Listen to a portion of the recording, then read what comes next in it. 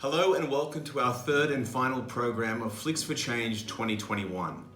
If you're joining us for the first time this season, you can check out programs 1 and 2 on YouTube by simply searching Flicks4Change Film Festival or search @Flicks4Change on Instagram or go to our Facebook page. Today's films deal with another set of tough yet important issues, including sexual assault and harassment, which is one of the topics for our panels today, addiction, mental health, the COVID-19 response, and diversity and inclusion, for which we have an inspiring panel about the Flicks4Change born collaboration between Grammy winner Sam Martin and former platter, the one and only Joe Coleman. If you haven't already done it, please hit the subscribe button. It's down there somewhere.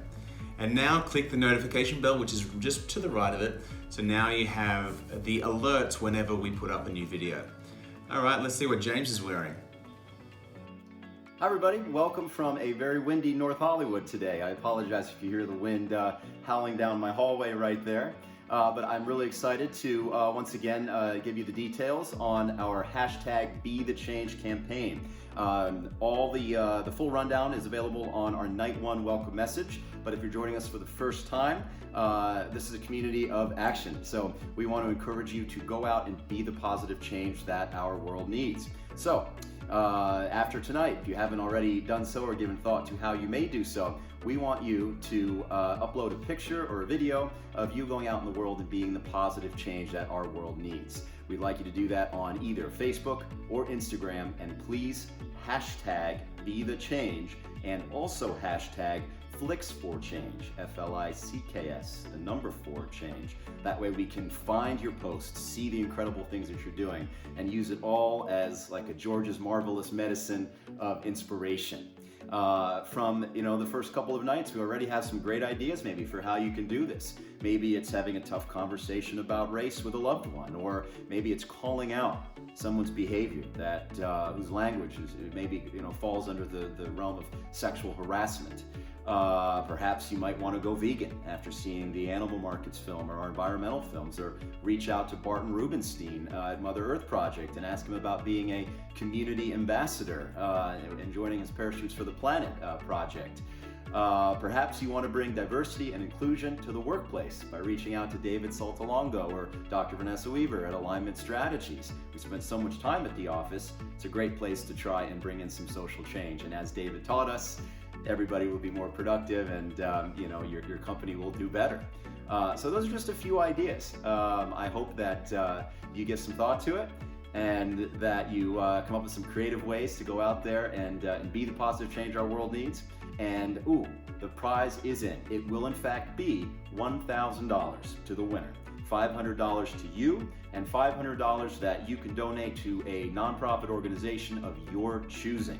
So even the prize is a way for you to take another step forward and be the change. So I want to give a huge thank you to our anonymous sponsors, but you know who you are, for making this prize possible. It is really just so important for our community to stay involved and stay active beyond our comments, our votes, and the support that we've given the filmmakers thus far. So I really want to thank you for that. And with that said, enjoy the films.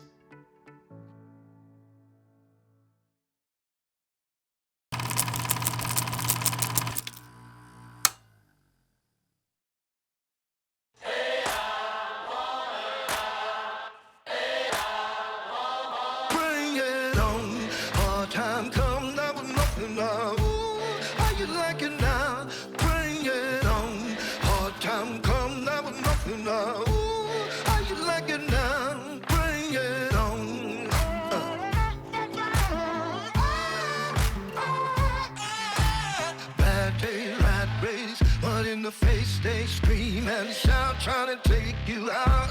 Highways, sideways, never get paid. Days kicked around, but I'm stronger now. I can make it louder than thunder. When you go down, who you come to? Bring it on. Hard time come, never nothing now. Ooh, how you like it now? Bring it on. Hard time come, never nothing now. Now, bring it on.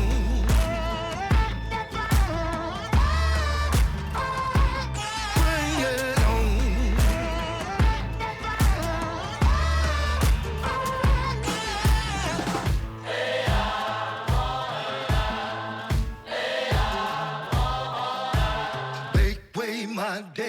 The king is here to stay, pound you down, stay down on the ground.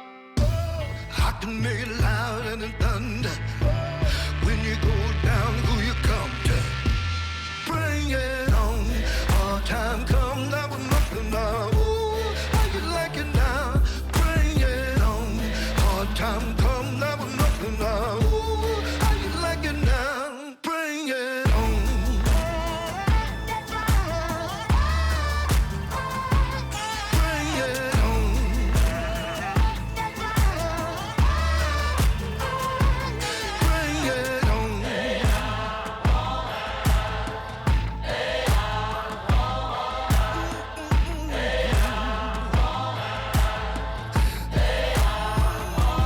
Bring it on. Hard time come, that was nothing now. Ooh, how you like it now? Bring it on. Hard time come, that was nothing now. Ooh, how you like it now? Bring it on. Bring it on.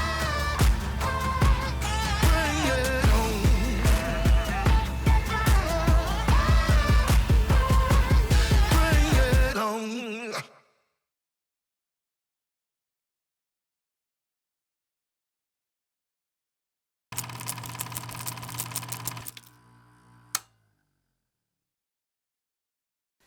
Hi, my name is Hope Ballard, and I am the director of the short documentary Thoughts and Prayers. Growing up in Denver, Colorado, mass shootings have been way too prevalent in my life, and this weighed heavily on me as I grew into a young adult. And in the summer of 2019, I found myself with the task of making my thesis film that I could make on any topic.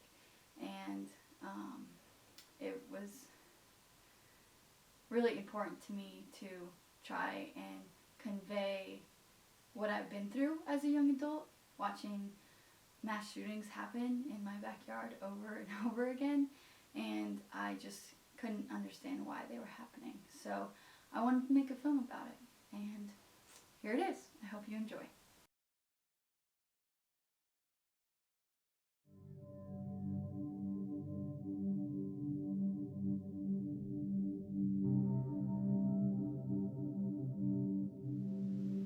My name is Hope Ballard. I grew up in Highlands Ranch, Colorado, a suburb just south of Denver. I was born in 1996 and had a happy, carefree childhood. I'm proud of where I come from, and I believe it's what made me who I am today. But one thing I've inherited from my hometown is actually the inspiration for this film. I made this film because growing up in Colorado, mass shootings have been in my backyard for as long as I can remember. With tragedies like these so close to me throughout the years, I'm passionate about finding solutions to the gun violence crisis in America. Saugus High School going down in history as the site of another horrific school shooting. The sheriff there mentioning that in terms of the investigation aspect to all of this. This is a tragedy that keeps affecting America over and over again. And my biggest question is, why aren't we doing anything to stop it? People are gonna come on the screen and interviews are gonna happen and everybody's gonna say thoughts and prayers with Saugus High School. No more thoughts and prayers. We need change, we need action. I'm not afraid to be a part of the change and action. Because I don't want to keep having to wake up to this news that children are dying, children are dead. Moms and dads said goodbye to their children this morning and they're never going to be able to see them again. So what needs to be done?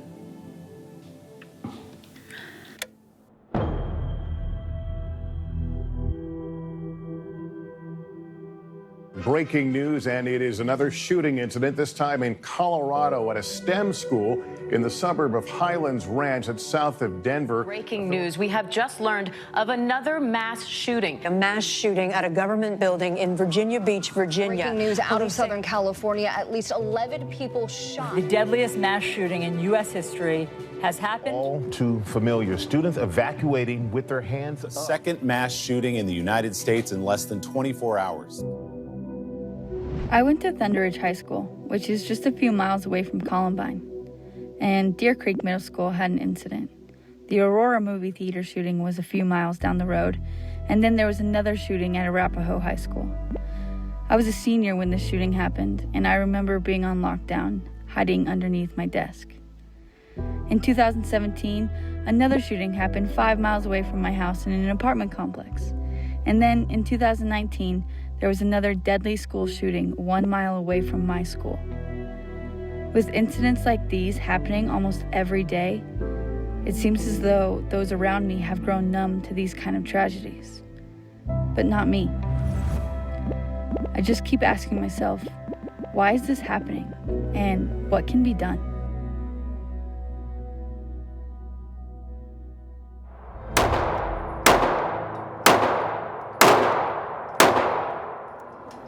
What compels me to be a gun owner is actually that I can. We have the Second Amendment right that says we have a right to bear arms, so I use that right. I have been held up before, and so I figured it was a good idea to carry one to protect myself. It's definitely a safer environment if more people carry. There's a lot of people that are killed that don't have to be because if other people are carrying guns, that gunman is going to be stopped. This is the thing, there's 400 million guns in America. There's 3 trillion rounds of ammo. If there was a problem, we would know it. There's not a problem.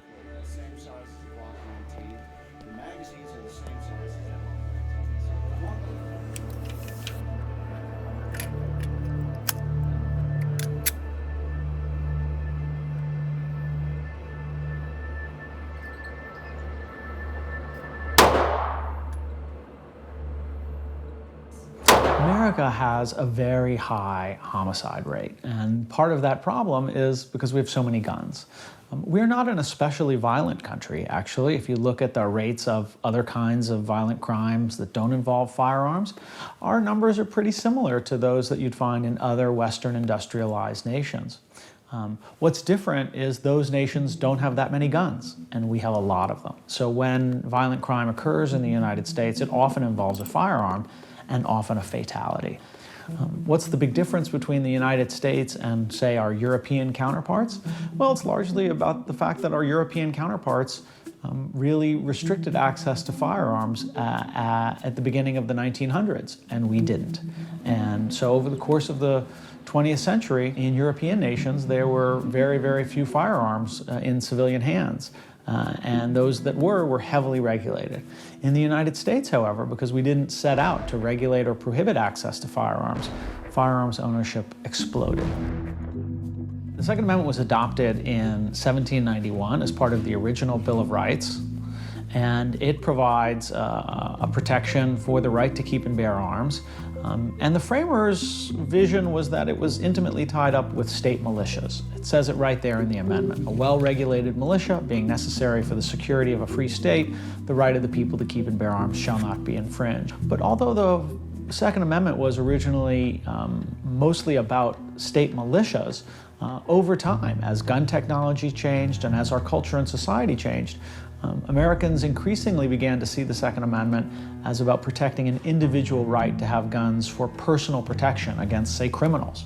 In the founding era, guns were not useful for defense against criminals. It took over a minute to load a firearm, and you couldn't store a loaded firearm in your home. The gunpowder was very combustible and likely to cause a fire. But by the 1820s and 1830s, firearm technology had begun to change, and ammunition technology had begun to change, and firearms became much more useful as a means of self-defense. Jefferson County 911. Yes, I'm a teacher at Columbine High School. There is a student here with a gun. Okay, has anybody been injured, ma'am? Yes. Okay. Yes. And the school is in a panic, and I'm in the library. I've got students down under the table, kids. Kids under the table. Rachel Scott was the first student to be killed in that terrible tragedy at Columbine High School on April 20th, 1999. I never set about to start a foundation or an organization. My daughter was the first one killed at Columbine, and shortly after her death, I was asked to go and speak before Congress at the House Judiciary Committee, and they wanted to talk about gun control, and I told them I was probably the wrong person to bring because that wasn't what I was focused on. And I said, I'll come on one condition, that I speak from my heart and not somebody else's agenda.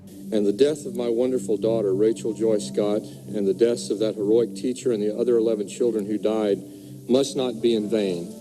Their blood cries out for answers. I went and spoke and talked about the fact that I think we have to look much deeper than guns to the people behind the guns.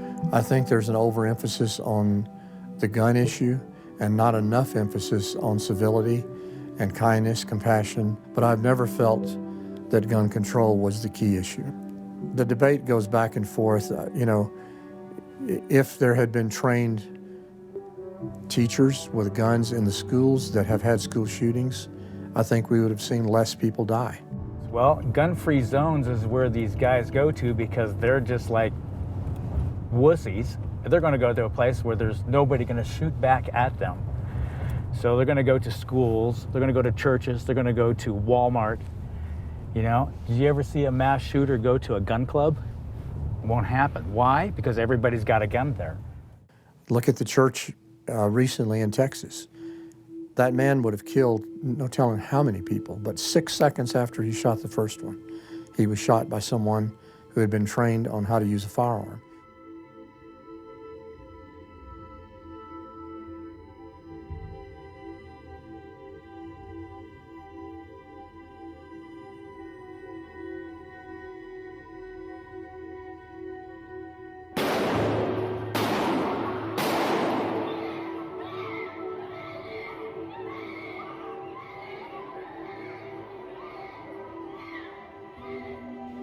It's devastating that 3 people lost their lives to gun violence in this tragedy. But it's impossible not to recognize the fact that if it weren't for the armed security guard and noble, responsible gun owners that stopped the shooter within seconds, this incident would have been a lot more deadly. The one strategy that some gun proponents have suggested is that more guns means less crime, and that all we need is more guns in America. The difficulty with that approach is that we have so many guns already in America. Since 1999, deaths by firearms have exponentially increased. This is in part due to lack of gun safety procedures implemented in America. Practicing gun safety is very important. There's many people that get that handgun for their own personal protection, then they put it in their closet, and they have no idea how to use it. In the process of making this film, it was important to me to understand all the different perspectives on the gun control debate. To do this, I went to a gun range to learn how to properly handle a handgun. Harder with... Like squeeze. Yeah. So pick it up. And with this hand, take this, shove it in and give it a good click. Now, with this hand, pull this back and let go. There you go, okay? 2 hands, thumb straight. Shooting a gun was something that I never thought I would do. I never quite understood what firepower was until I saw a flash of flames come out of the barrel right in front of my eyes.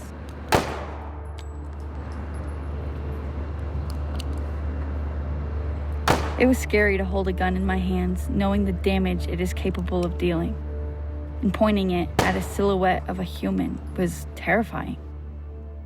I haven't shot a gun since this day, and I'm not sure if I want to, but I do have a newfound understanding and respect for gun owners.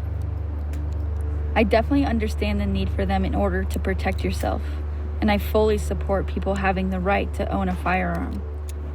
But not every gun owner practices gun safety, and I believe there are measures that we can take to decrease gun violence. The U.S. has a very high ratio of civilians owning firearms per capita. In fact, there are more guns in America than there are people.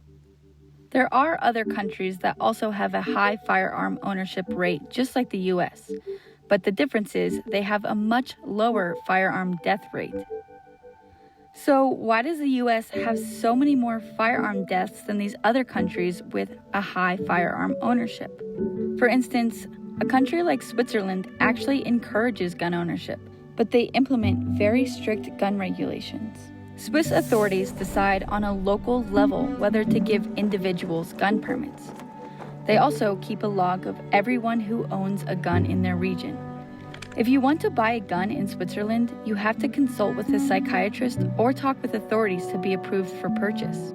People who have been convicted of a crime or have a history of alcohol and drug addiction are not permitted to buy a firearm. Seeing the success that Switzerland has with their gun regulations begs the question, what is being done in the United States to improve gun safety? There's not one thing that we're ever going to do that's going to solve our gun violence problem, but there's an array of things that we can do to make it harder for criminals to get their hands on guns, to discourage those who are likely to commit gun violence from doing so, and for making our streets safer. One thing we should have is universal background checks. There's no reason why anyone should be able to buy a gun today without going through a background check. Red flag laws are an important innovation and important reform. We could have a licensing and registration system for gun owners and gun ownership in America. We've had gun registration in the past. It's likely constitutionally permissible, but we don't have the political will to have registration and licensing today. Part of that is because many people in the gun community are fearful that licensing and registration would be a first step to total civilian disarmament. So, with all that's said, it just seems like there's no win for, ending gun violence anytime soon. But do you have hope for America? Look, I think there are signs of hope for gun reform advocates today. I think that we have seen a reinvigorated gun control movement in America. The fact that the Democrats are really coming out in favor of gun control now is a sign that there is more political momentum and mobilization in favor of gun reform today than there has been in a long time. Do I think that we're going to get significant and meaningful gun reform in the near future? I think it depends on how the elections go. And if Democrats sweep through the 2020 elections, we are going to see significant gun reform adopted. If they don't, then we won't. We may find, too, that the new generation of voters are more hostile to this pro-gun view of the Second Amendment and more favorable towards significant and meaningful gun reform. Look, if during your school life you've hid under your desk and done mass shooters drills, you might be more afraid of this kind of gun violence than previous generations. We've seen the rise of new organizations like Everytown for Gun Safety and March for Our Lives that are really mobilizing single-issue pro-gun control voters. Our gun policies will change when Americans believe that gun control is more important than they did in the past few decades. And there is signs that that's beginning to happen. Our country has a lot of tension right now, and there's a lot of division between the right and the left wings. America our symbol is the eagle, and an eagle has a left wing and it has a right wing, and it can't fly unless both wings are operating. Gun violence isn't a Democratic or a Republican issue. It's an American issue. And I believe it is important to uphold the Second Amendment to allow citizens the right to protect themselves, while also enacting on common sense gun safety laws that will keep our streets, schools, churches, and country safer by keeping guns out of the hands of those irresponsible to handle them. While thousands of Americans lose their lives to gun violence every year, life-saving legislation remains sitting on the desks of politicians refusing to take action. Thoughts and prayers will not fix the gun violence problem in America, but change in action will. I have faith that my generation will spark the change, and I know I will do everything I can to win the fight against gun violence. If you want to join the fight too, you can get involved by visiting these websites or contacting your local government officials to get involved in the conversation.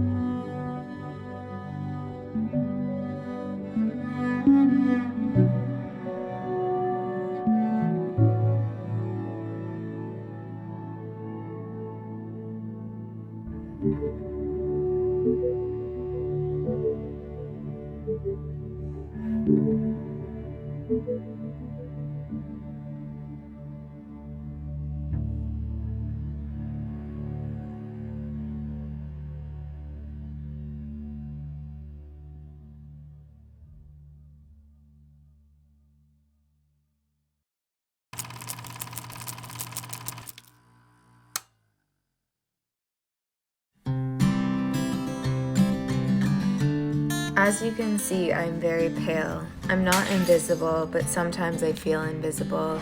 My name is Miriam. I'm a person with multiple invisible disabilities. I'm a real DSM-5 salad. In case you didn't know, the DSM-5 is the diagnostic manual that psychiatrists use to diagnose people. Over the last 15 years, countless mental health professionals and doctors have given me many diagnoses and labels. Sadly, there were a series of misdiagnoses, but some of the labels found a legitimate home with me. Here's the truth. I have severe OCD, treatment-resistant depression and anxiety, autism spectrum disorder, ADHD, and PTSD. And I have a stack of medical records to prove it. Combine all those legitimate diagnoses with the confusion of my auditory processing issues, and I have a real circus of a brain. As a baby, I appeared normal and healthy, but looks can be deceiving. According to my parents, I was always very hard to soothe. They rocked me to sleep, and I think until I went to kindergarten. I had an extremely narrow comfort zone. My mom would joke that I was like Goldilocks. Everything was too hot, or too cold, or too soft, or too hard, or way too loud. To this day, I have trouble calming down and going to sleep. My story began to intensify when I was 15. It was becoming very clear that I was not like other kids my age. I was suffering crippling amounts of anxiety and depression, and my autism just magnified everything. I used the attention I received from boys as a distraction, but in secret, I was still sucking my thumb. I cycled through countless problematic coping techniques and developed rituals in attempts to calm myself.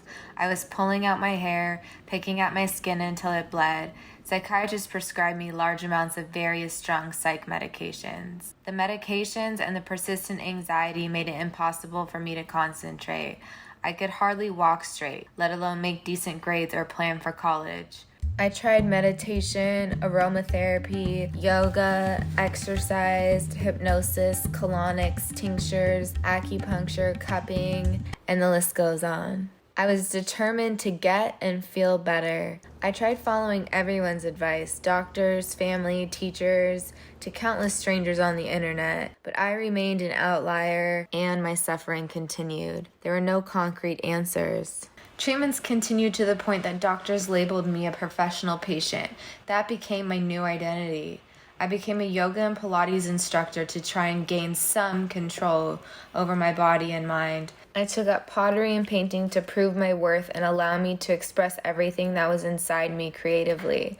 I tried everything to make a career for myself, to be normal. The breakdowns and meltdowns started happening more frequently. It became harder and harder to hide what was happening inside me from the world. Doctors told me that they had done everything they could for me. I realized that I needed to be my own advocate. I looked into many treatments, as my OCD caused me to research things endlessly on the internet for hours and hours at a time. I came across a procedure called deep brain stimulation and how it helped people with treatment-resistant OCD and depression. After years of research and a lot of paperwork, I finally got accepted to a world-renowned program and am in the process of preparing to move ahead with it.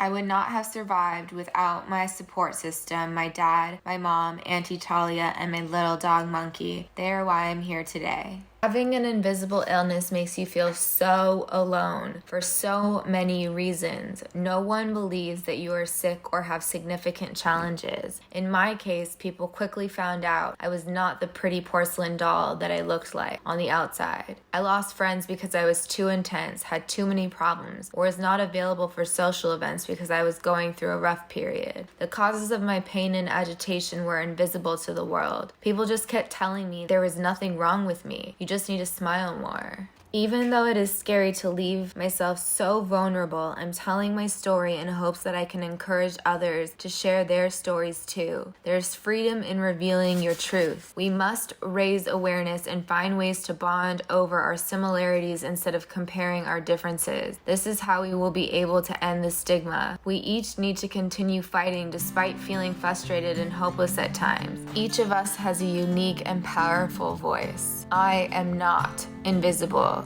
You are not invisible. Walking along the sun-paved road, I find myself far from home, chasing dreams and following my plans. The soles of my shoes are wearing thin. I don't think anyone's listening. If they did, they'd understand. Keep some of the good for yourself. Hold on to all the good that's left. There's always a chance to stand and be true. Believe in yourself the way I believe in you. Believe in yourself the way I believe in you. Today I wanted to stay in bed and never leave my warm, safe hand. Forget about the things I said when I was dreaming.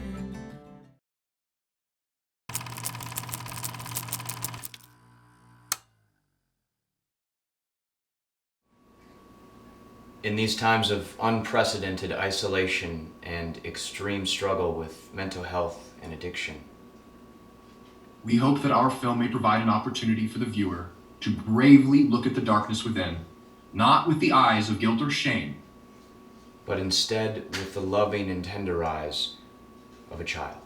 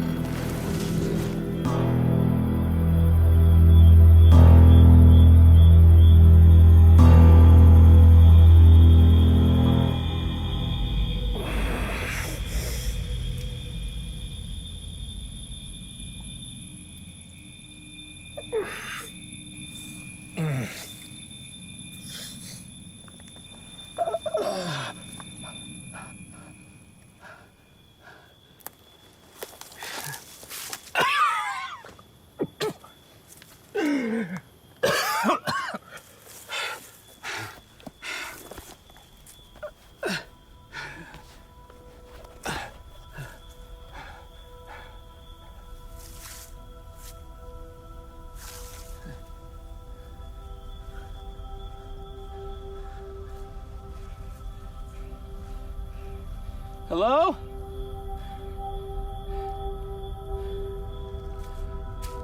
Hello?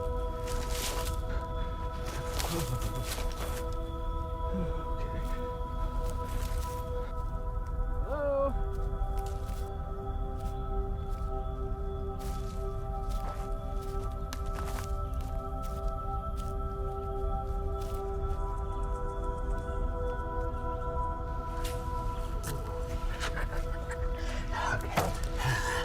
This is okay, man, but I'm dying.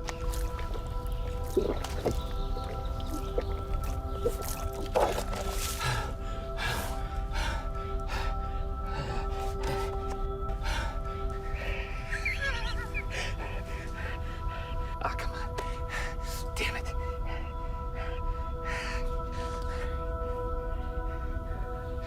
All right, well, I hate the Goldilocks, you man, but I need to lay down.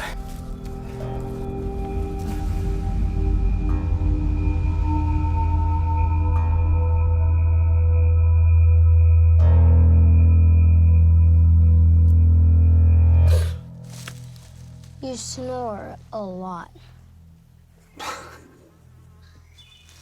You must be Baby Bear. I'm Wilder, actually. That's your name? I don't like my name. I prefer Wilder. I get that. I always wanted to have a really badass name when I was a kid. I got stuck with Eric. It's a very boring name. Is this your place? Yeah, for now. You out here with your parents? Nope. Old school. Nice. Very cool. Just you and the buddies.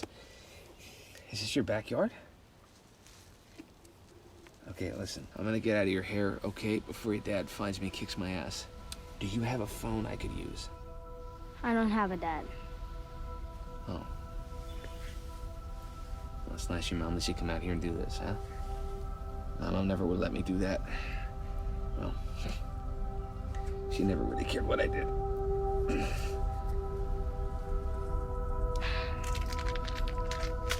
You should eat.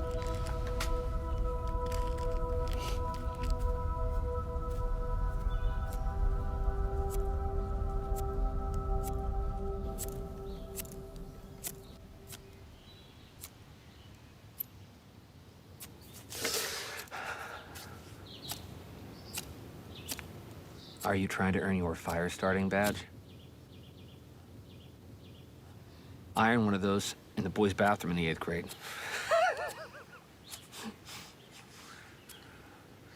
Okay. Here, try this. You ever seen one of these?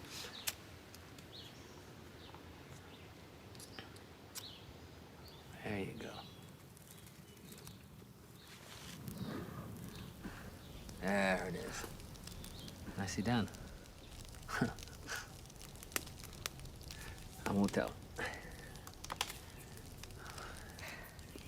I gotta go. Whoa, what? Go where? Hey, what day is it? I'll be back. Don't let this fire go out. It gets really cold when the sun goes down. Okay, no, I'm not gonna be here tonight, okay? Listen, it was nice to meet you, Wilder. Thank you for the food. Can you point me in the direction of the nearest road or highway I need to get out of here before it starts to get really dark? You should play the guitar. Oh, no, I don't do it anymore, man. I used to play. New hobbies, old habits. You know how it goes. I wasn't too bad, though. Kid, Wilder. Come on. Okay. Hey.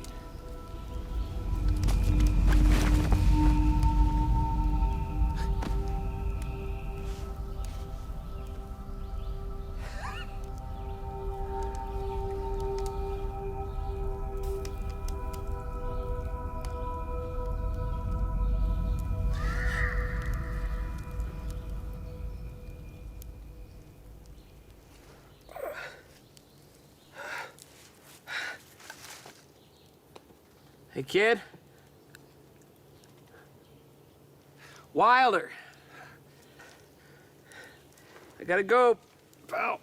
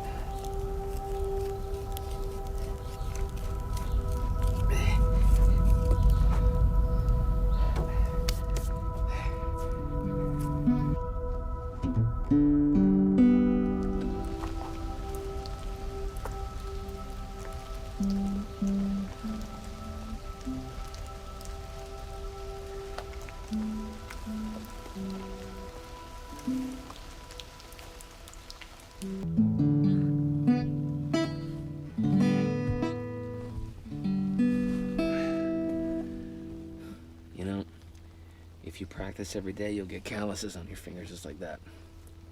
Gross. It's not gross. It shows dedication. Plus, the girls dig it. All right, hold on. Here. You straight chord. One finger there, one finger there. Squeeze nice and tight. Give that a strum. That's a G chord. I'm gonna play every day and start a band. This is a solid plan. Just need a couple of friends. You gotta get a drummer and then one to play bass. Band. I don't have friends. What? Of course you got friends. What's that club you're in? The troop, the tribe or whatever. Maybe. Hey, well, what do you guys do? It's like archery and canoeing, fishing, all that stuff. We survive. You survive. Okay. Look here. I will show you a few more chords. First, do you have a flashlight I could use? Okay. Check. All right. I'm gonna crash here again tonight, if that's okay. I'm not feeling so hot, and then tomorrow you can show me how to get out of here, yeah? Why did you write that on my case? I didn't write that.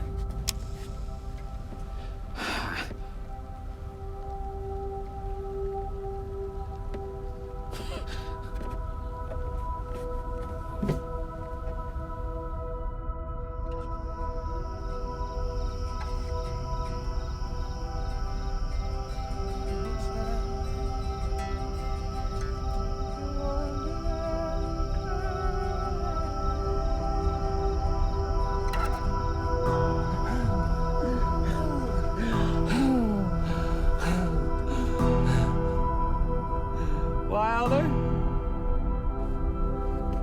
Wilder? I need your help, buddy.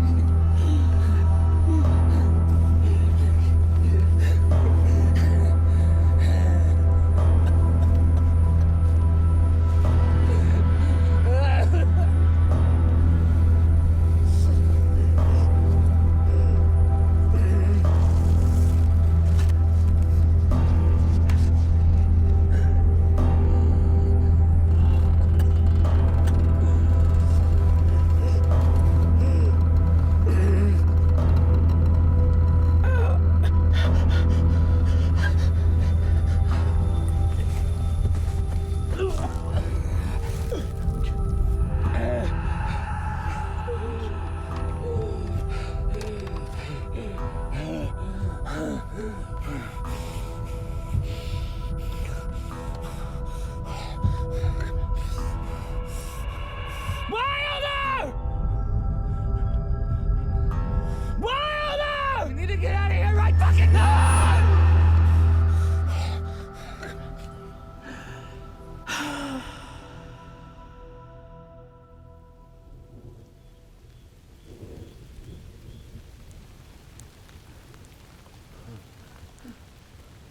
Wilder!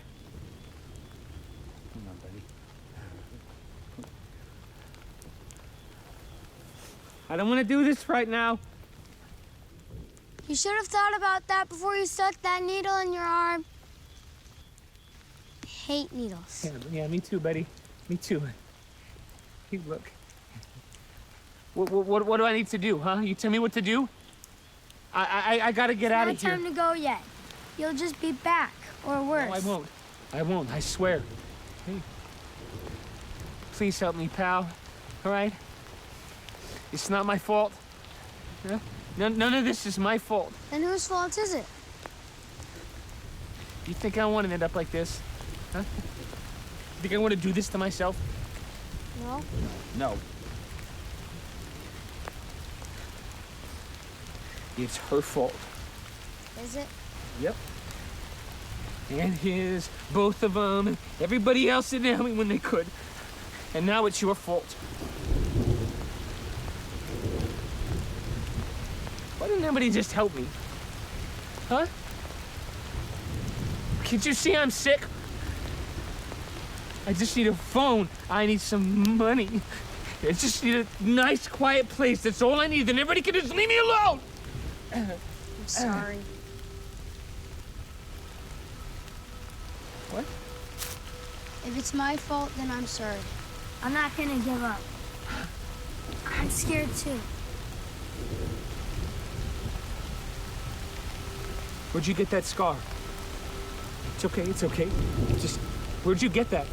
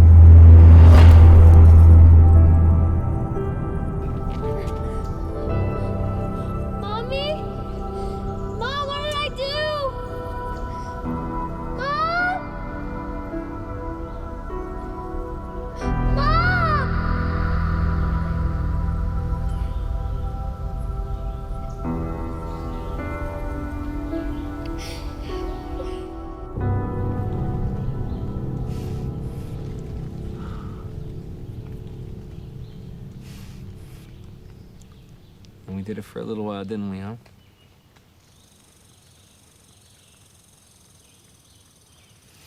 At least until the cereal was gone.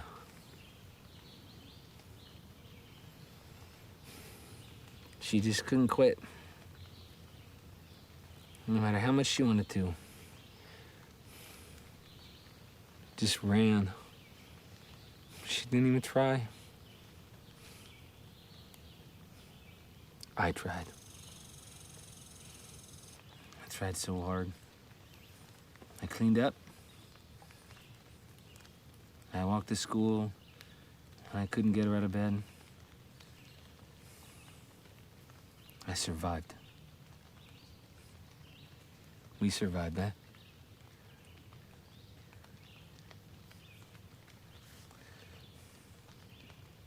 We're not dumb. We're not weak.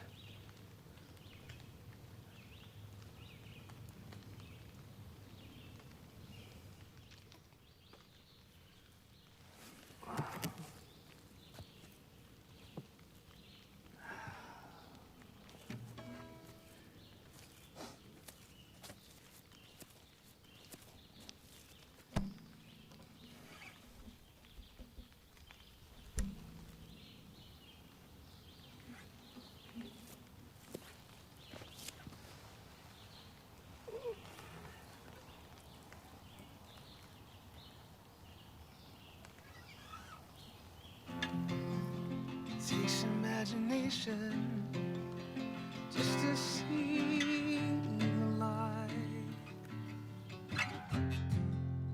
I need motivation just to turn around and stand upright. I'm not angry,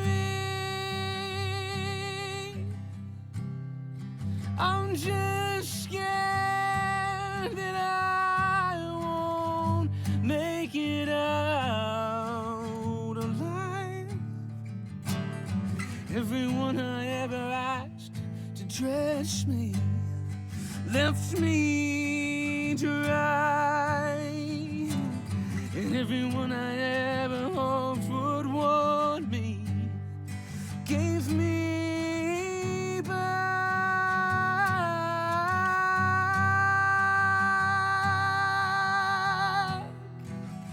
to you.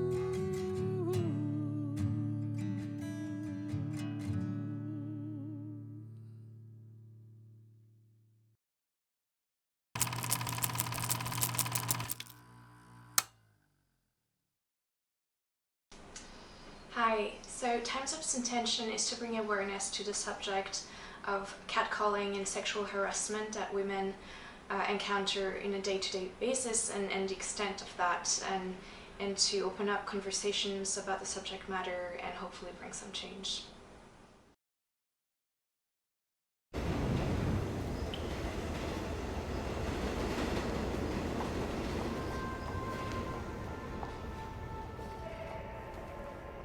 Hi. No, I'm so sorry. I know, I got out of work late. No, I'm gonna be there soon. I'm just about to get on the metro. Okay. Thanks, Meg. Thank you. Okay, bye.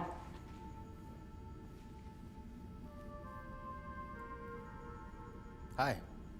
Hi. You're quiet down here tonight, huh?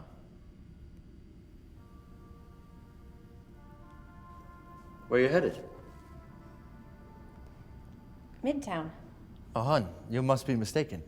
This ride will take you in the wrong direction. I could show you the right station.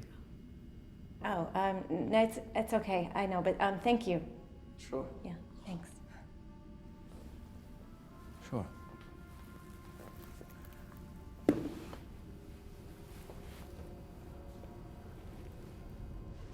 So what brings a pretty girl like yourself into this neck of the woods? Just visiting a friend. Oh, friend, huh? I was visiting a friend, too. You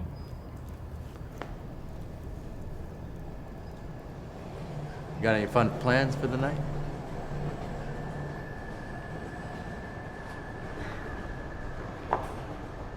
Please stop, okay? I don't know you. We can arrange that, huh? You want to come to my place?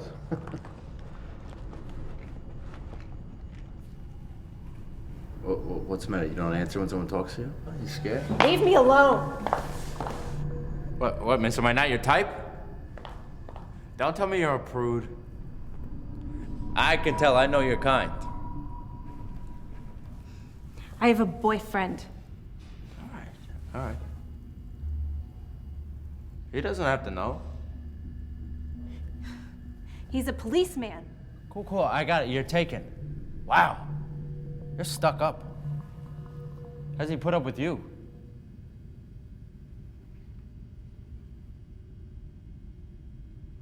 Who are you texting? Stop talking to me. It's none of your business. You think I care? Cunt.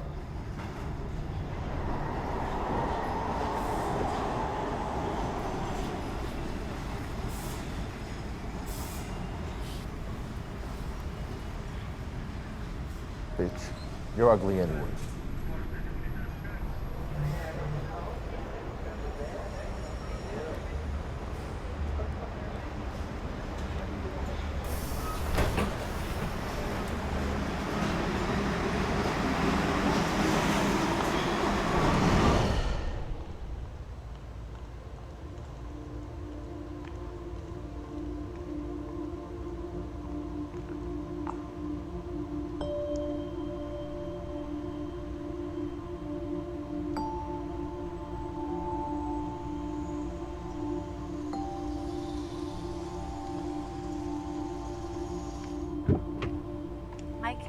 Clara?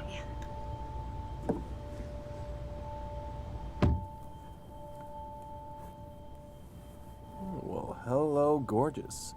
Going to 12 Claremont Drive, right? Yeah.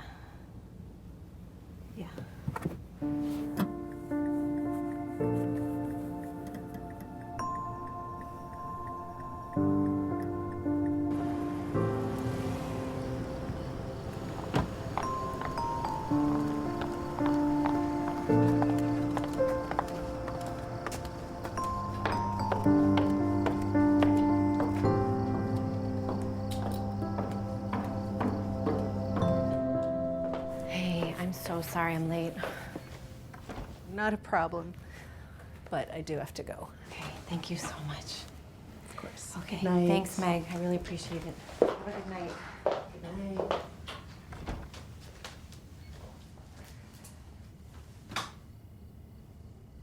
Hey, sweetie, you're awake?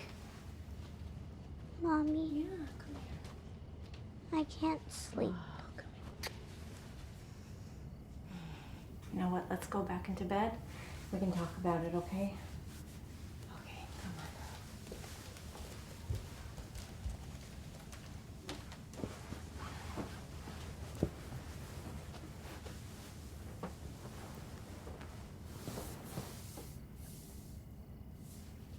on. Bug. Hey, what's wrong? They were mean to me. Who?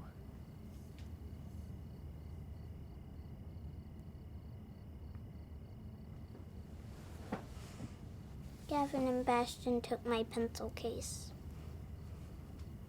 They wouldn't give it back unless I gave them a kiss. I couldn't. I'm sorry about the pencil case. Hey, you have nothing to be sorry about, okay? You did nothing wrong. Why did they do that?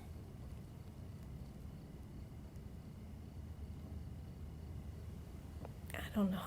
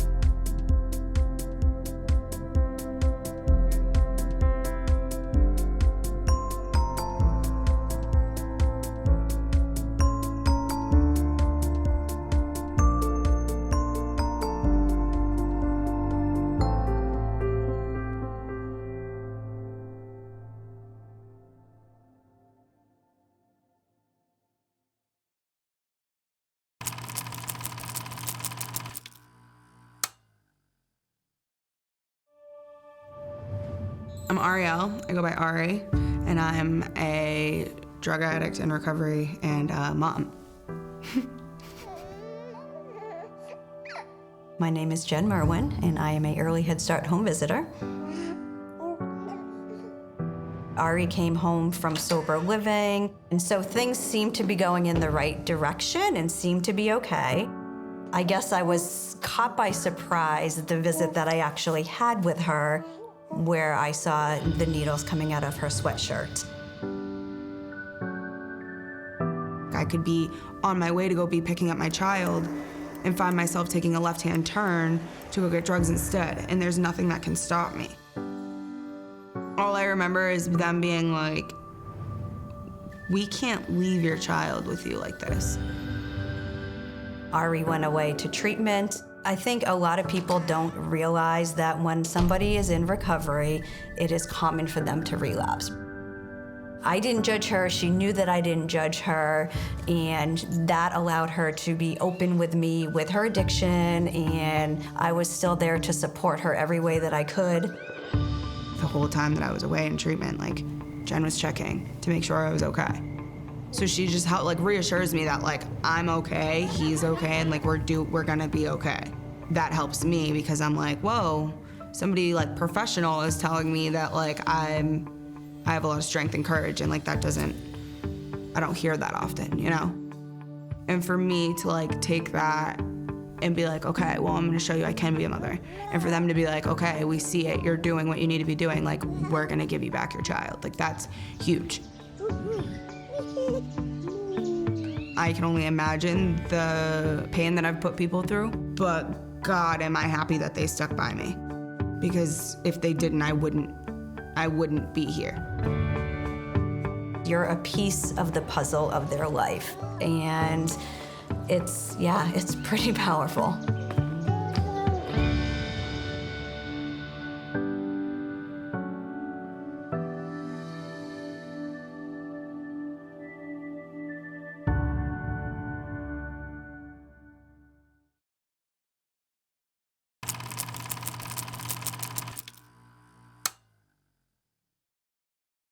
Hello and welcome to our car, and we are thrilled that our film Time to Rewonder has been accepted into this year's Flicks4Change festival. And so Jason's going to tell you a little bit about what to expect and also to introduce himself. So over to Jason. Thank you, Lydia. My name is Jason Carter. I'm a British filmmaker and musician based in Bahrain in the Middle East. I think, like most of us, the past 12 months have been challenging. And in the beginning, you know, no one knew what to expect and how things were going to go, and I had a couple of weeks of like, oh my gosh, what's going on? But then I started to feel a growing sense of responsibility with my creative abilities to contribute to the conversation. And so Time to Rewonder is a fresh perspective on our world right now from a distance. So enjoy Time to Rewonder.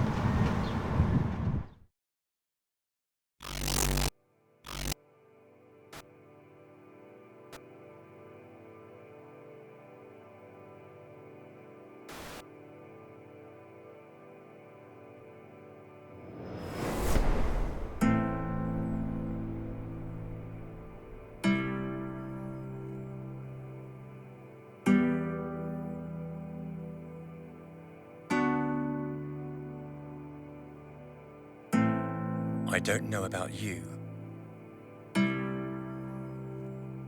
but these days have become increasingly confusing for me in so many ways.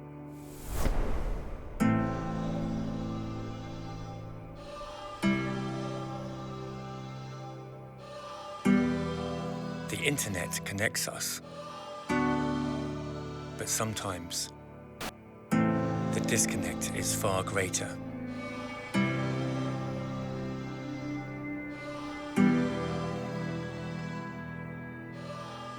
Social media sometimes becomes antisocial. Fake news and conspiracy theories abound. We are also led to believe that the world is a small place, Just because we can travel and be somewhere else in just a few hours.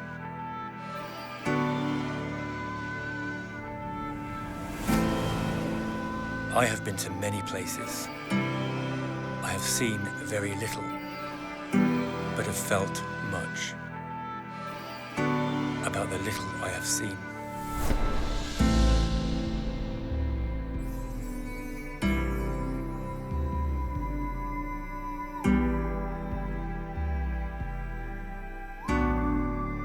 I need to connect with others who also see hope when we are told there is none.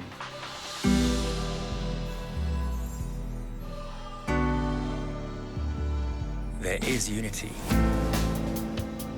amidst division if we dare to look.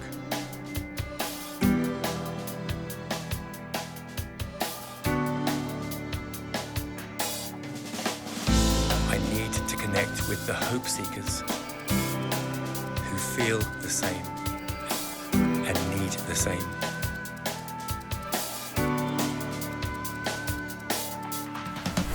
I know you are out there. Let's find each other in that space. That wonder space. Our wonder space.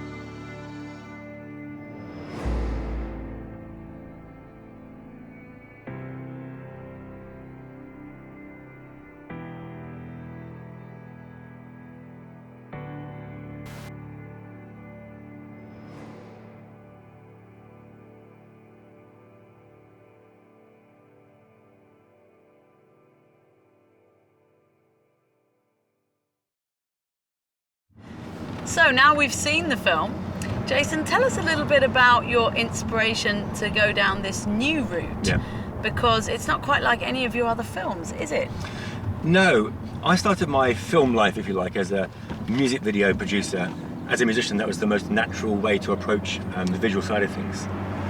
And then film became the focus in my career, partly because of making documentaries.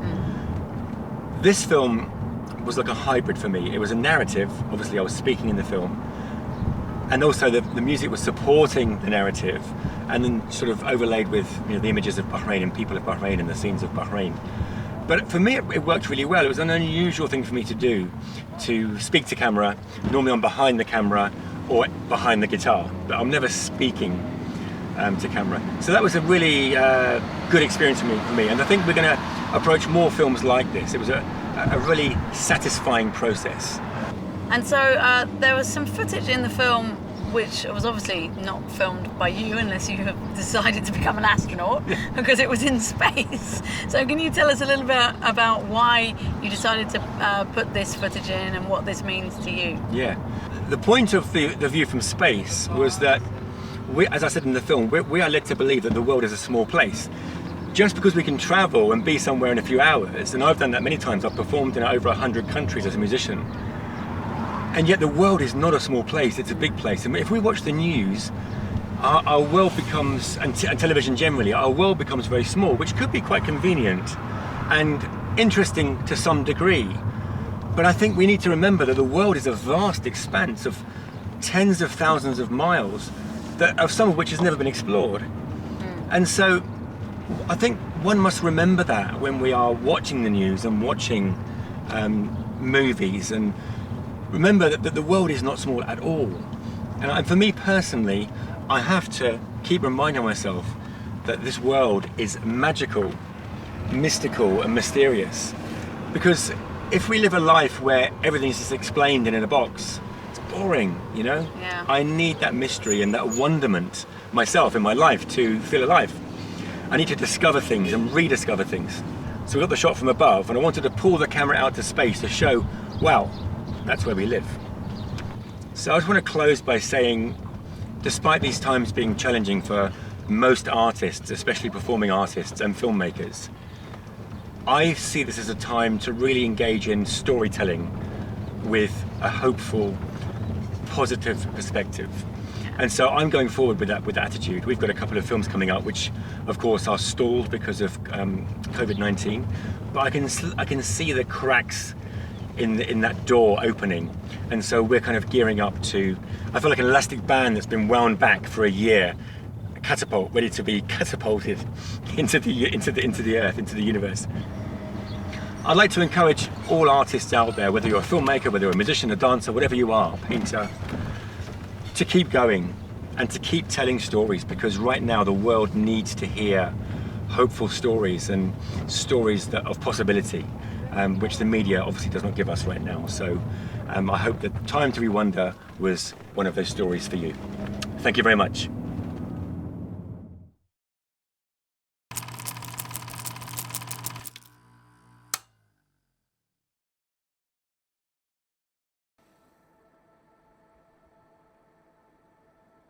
Dr. Seuss said, unless someone like you cares a whole awful lot, nothing is going to get better. It's not.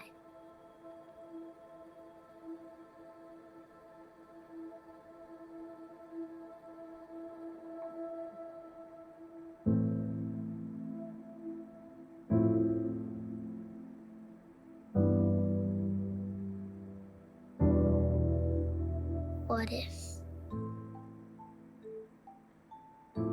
What if this was where I was born? What if this was my bed? What if this was my playground? What if this was my community?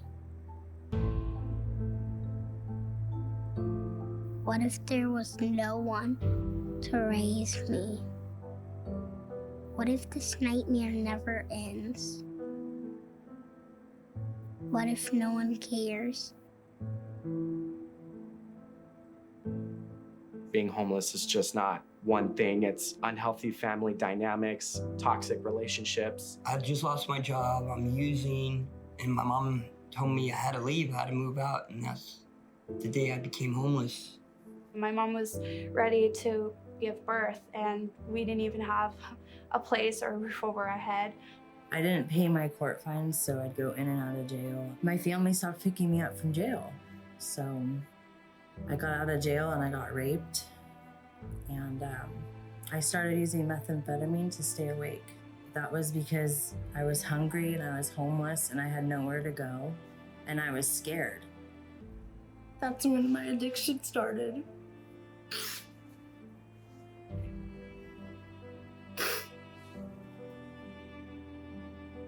Adverse childhood experiences and toxic stress are now being identified as the #1 unaddressed, unfunded public health crisis in not only California, but in America as a whole.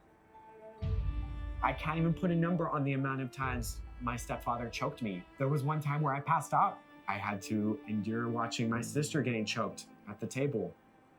I was 8 years old and I wanted to kill myself because what did I have to look forward to every day? My family and I were rock bottom in poverty. I felt I lost hope in myself, in life. I just took any pills that were in the cabinet.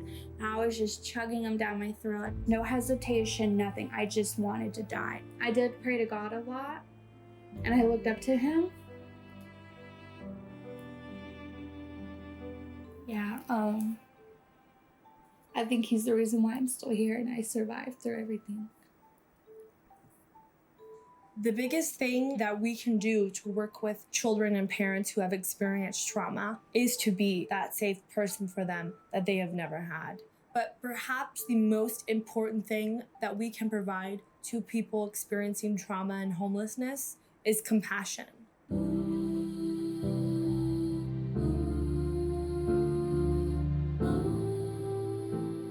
first time ever I had my own room. I mean, just the liberty of closing my door and having my own space, being able to focus on my homework in a private area. I was like, wow, this is life. My name is Celine Oskin, and I am a current freshman on a full-ride scholarship at Chapman University. I carried out senior year, graduated with a 4.7 GPA, and now I'm off to UCLA, and it's been an incredible journey. Illumination Foundation, they would come down to our camp and see how we were doing and brought us water and food. Then when Cheyenne got close to giving birth, the Illumination Foundation told us that we didn't have to be homeless anymore. Now we have an apartment together and we have our kids back and we're engaged. So now I'm actually living the dream. You know, I have an amazing family and he's very supportive. He's a great father. He reads Dr. Seuss to his kids. We wouldn't be here if it wasn't for Illumination Foundation.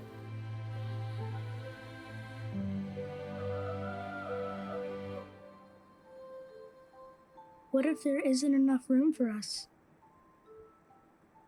What if we need more time? What if there's no one willing to help us?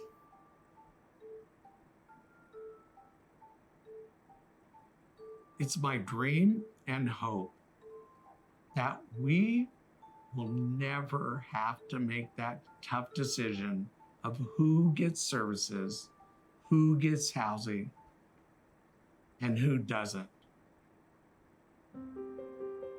What if we could be who we were born to be? What if we could realize all children are the future? What if we all took action? What if we all gave back? What if we could be the difference? What if the answer to ending the cycle of homelessness is you? You! You. You. You.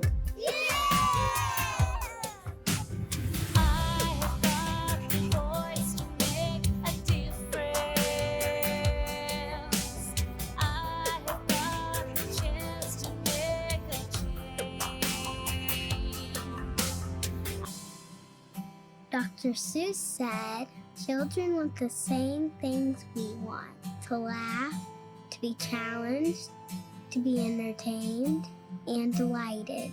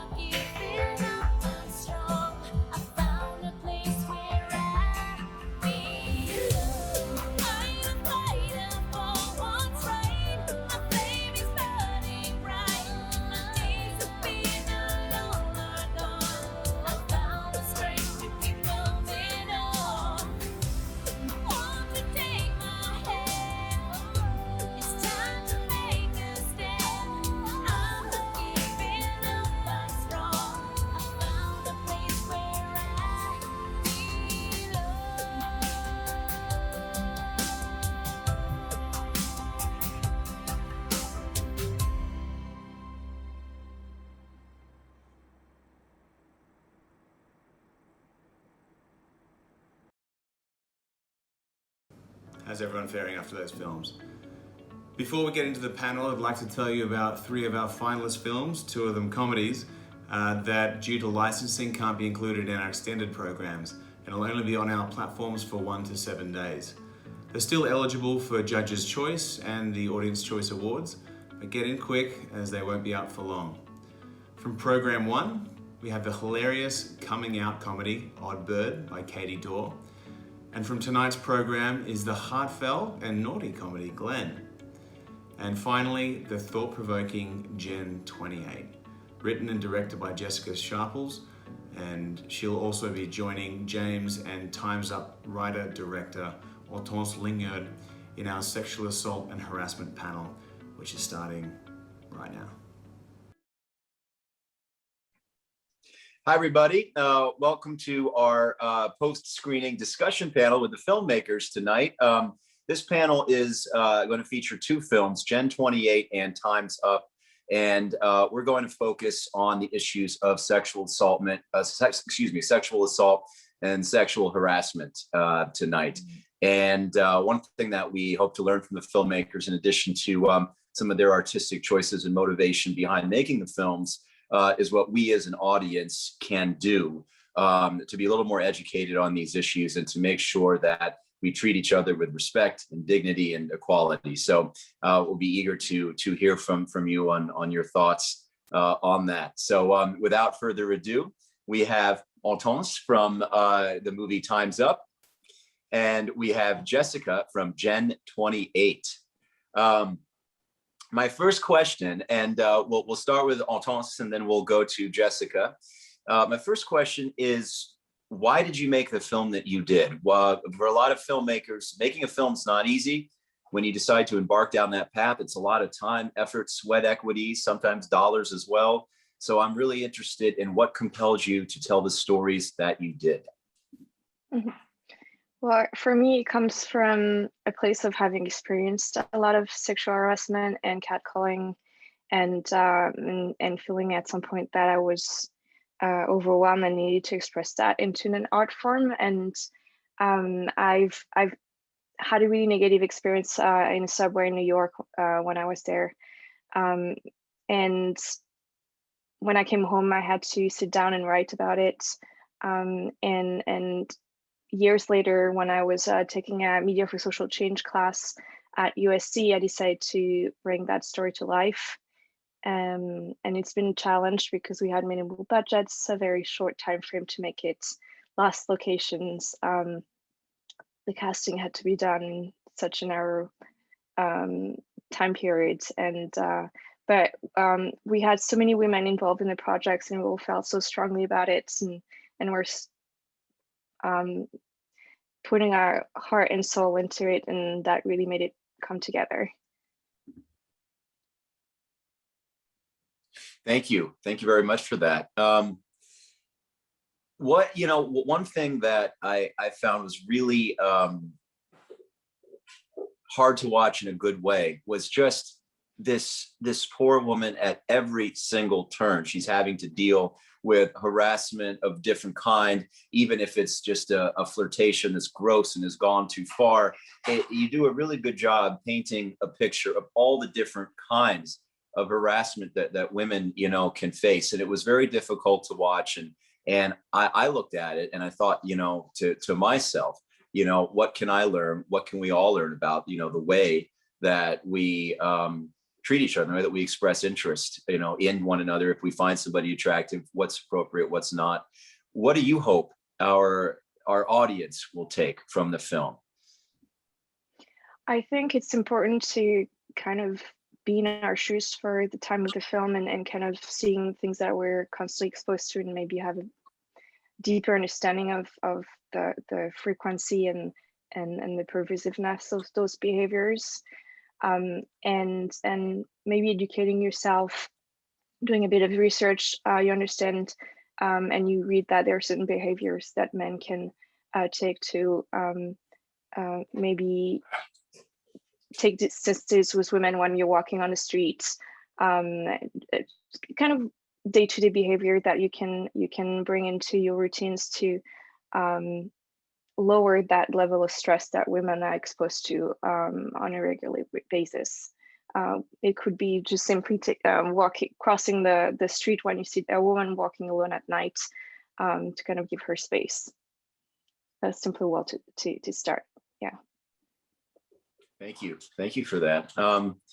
Jessica, how about you with Gen 28? While Time's Up focuses a lot on sexual harassment in its different forms, Gen 28 looks at sexual assault. Can you please share with us what compelled you to make this film? Yeah, definitely. So Gen 28 is based on my own survivor story.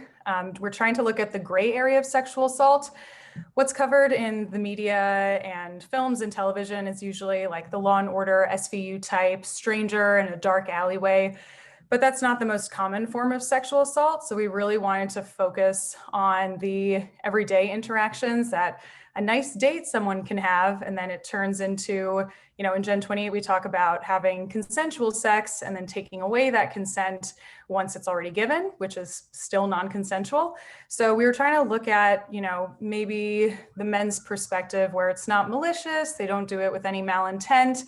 It's just that they're not listening and they're not aware, or they've been programmed to not really take the women's feelings into account. So yeah, I mainly did it because of my own story, and I was trying to figure out in my own way, was my experience just a miscommunication or was it actually date rape? And it took me 6 years to come to the conclusion that truly was date rape. And then as I was doing my crowdfunding campaign, I had so many women in my life come to me saying, oh my God, the same thing happened to me. Oh my God, I also went on a date and this happened. I didn't want to, it led that way, all this stuff. And just the overwhelming amount of women who came forward that I knew personally expressing the same kind of experience, I was like, okay, well, this has to be made. This is a common issue that is very prevalent in our society. Why are we not talking about it? So just trying to open up that conversation.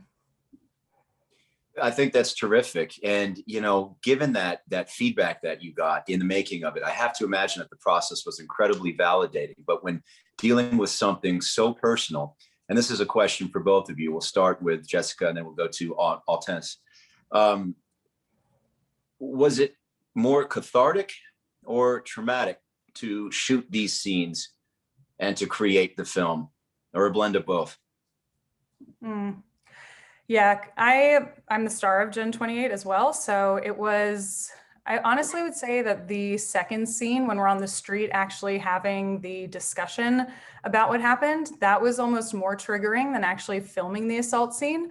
My co-star, Bobby Slasky, was amazing during the entire thing, and he continuously checked in with me and was like, are you okay? Is this fine? Like, do you want to take a break?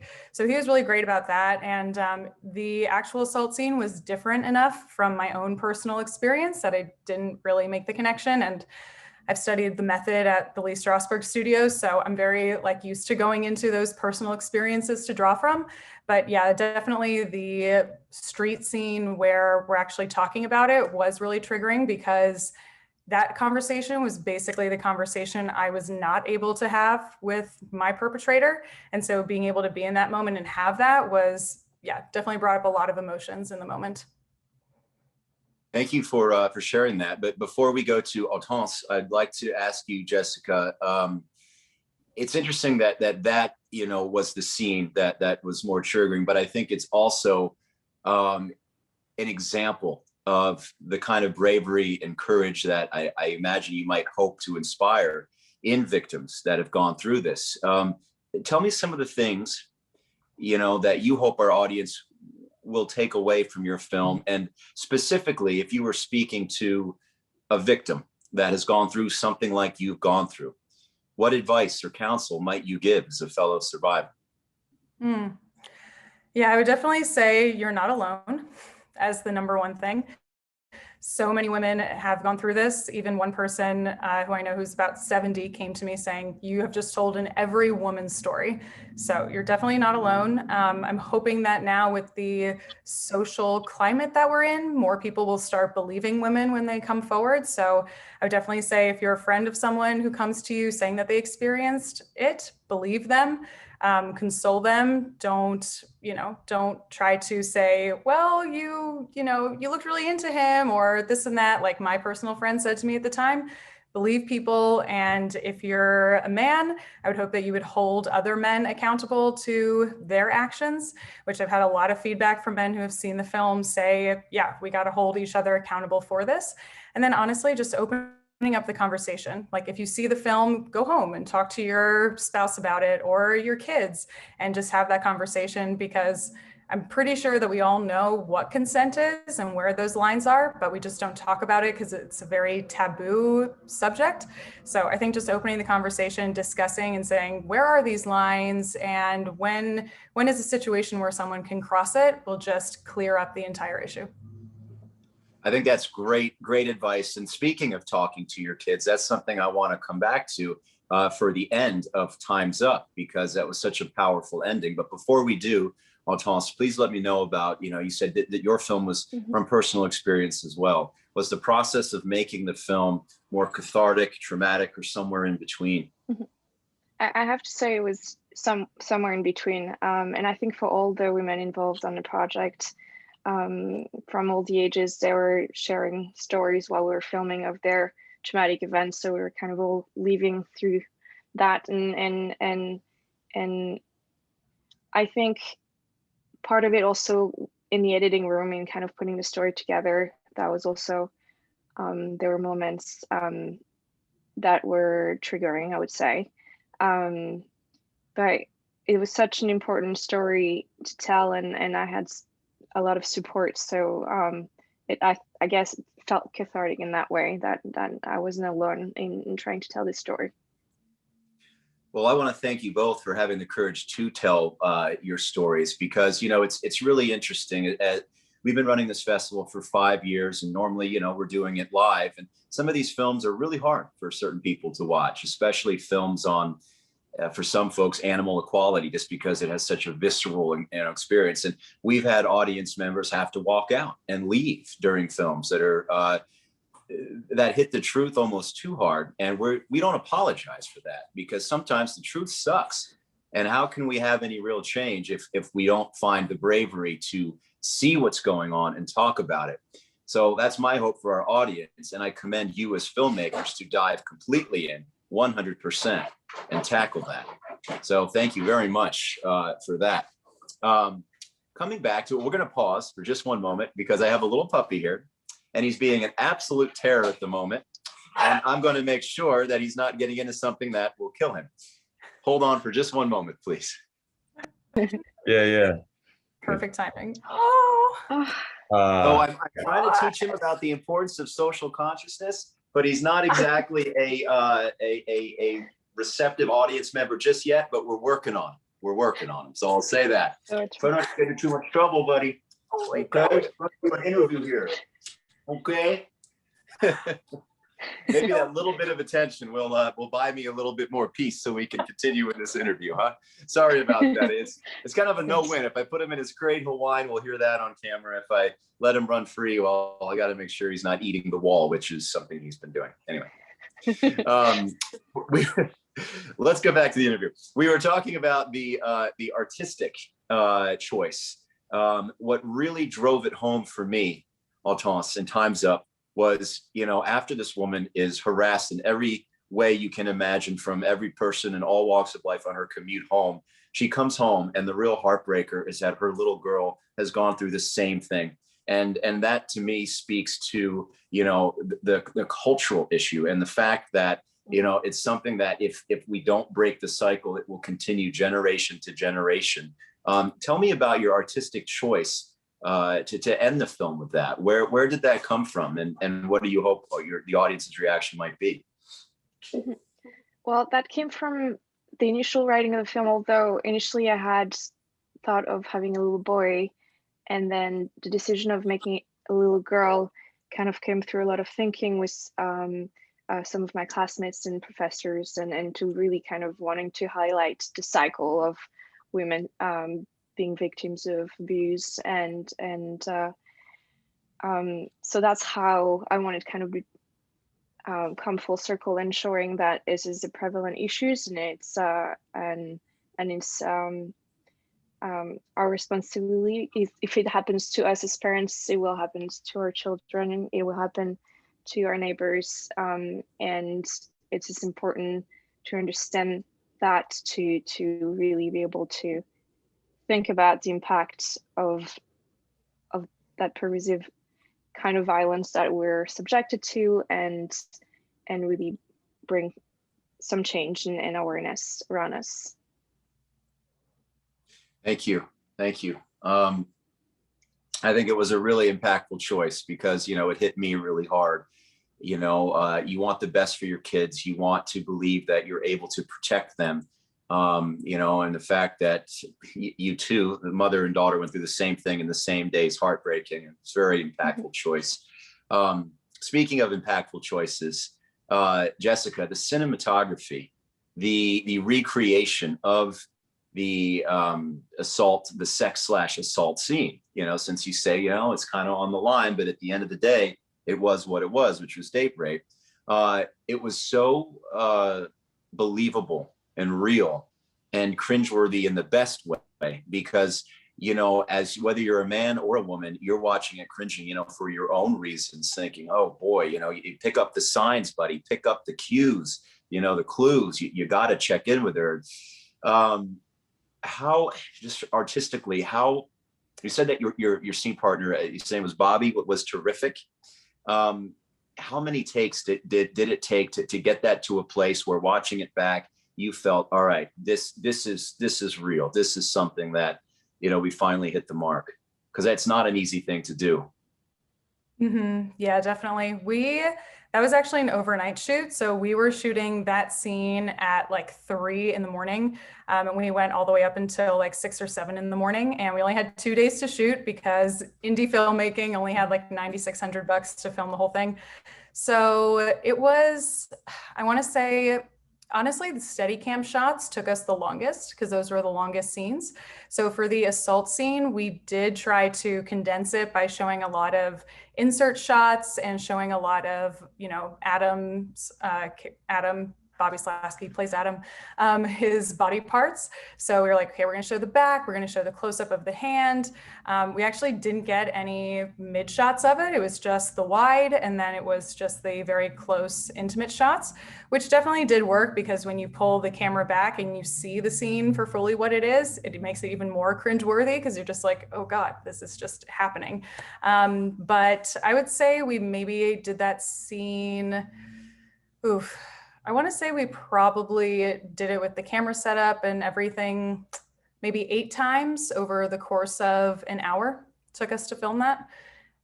But yeah, it wasn't, I wish we had more time. I wish we could have done more mid shots and different camera angles. It still turned out really great. And my director, Ian Landry, was also the editor. So she knew exactly what she wanted to do while directing for the editing process.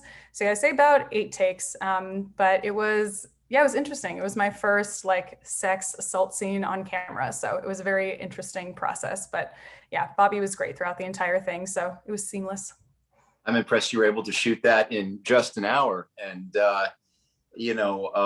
more than that, wow, kudos to doing that on that budget in such a short amount of time. It really came through.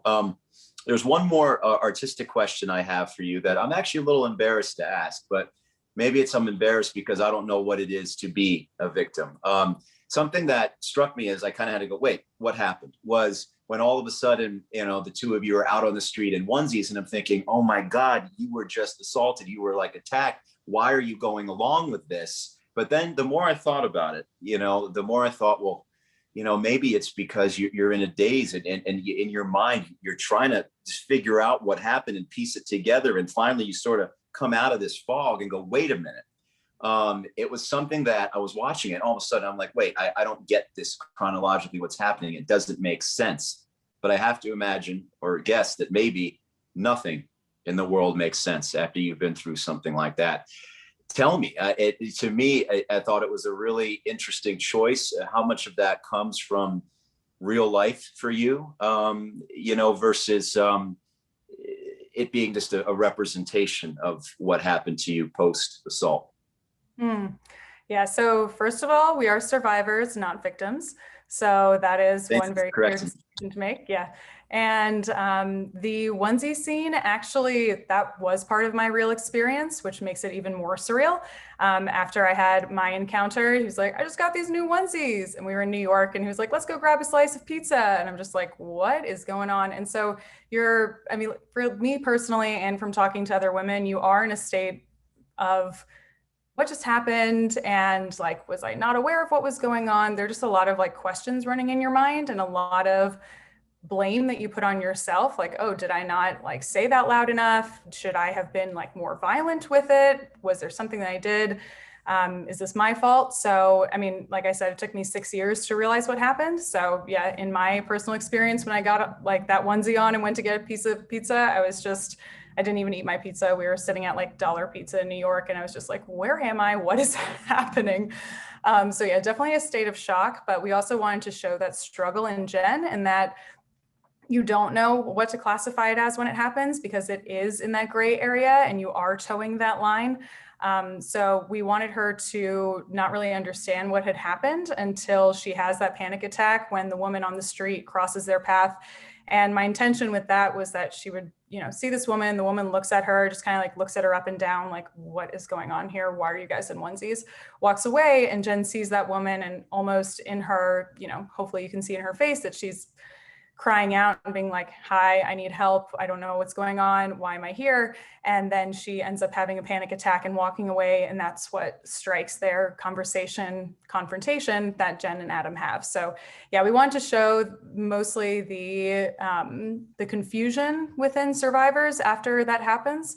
And a lot of women do end up going along with, obviously the assault, but also afterwards, because they just don't know how to handle this. And if you say no once and it's not respected, then you kind of lose, I guess, your sense of value in your own word. So yeah, we're trying to Thank you. dial in on that.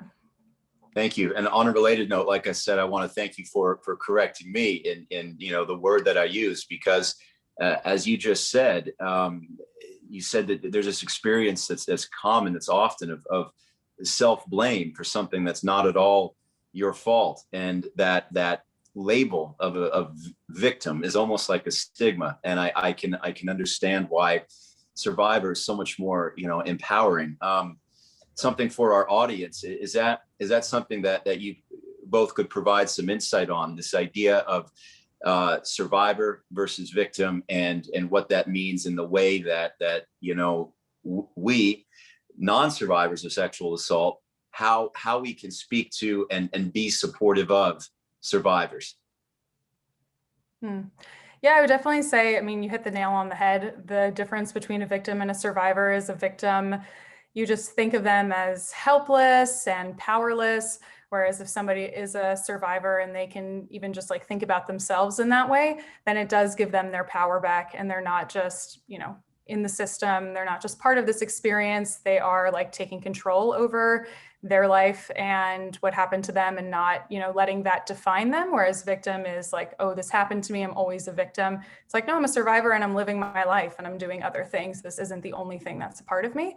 And as far as supporting survivors, just to reiterate my point again, just believing them, believing what they say, and not trying to discredit them or discount their experience. Thank you. Thank you. Hortense, how about you? Yeah. And any words of advice for how we can do a better job supporting survivors, and that distinction between surviving and victimhood?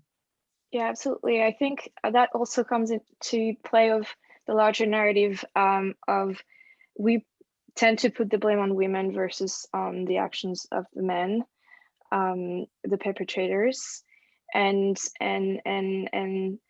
that survivor victim is, I think, illustrates that very well, where we tell women to dress a certain way, to be careful when they walk out home at night, to call their friends and everything, and we give them so many guidelines to how to live and avoid being victims of abuse, and not teaching men not to perpetrate abuse, and hold their actions, them accountable for their actions. So I think it's very important to highlight that difference, and a word like survivor is empowering, and kind of giving that agency back to the women who have been victims.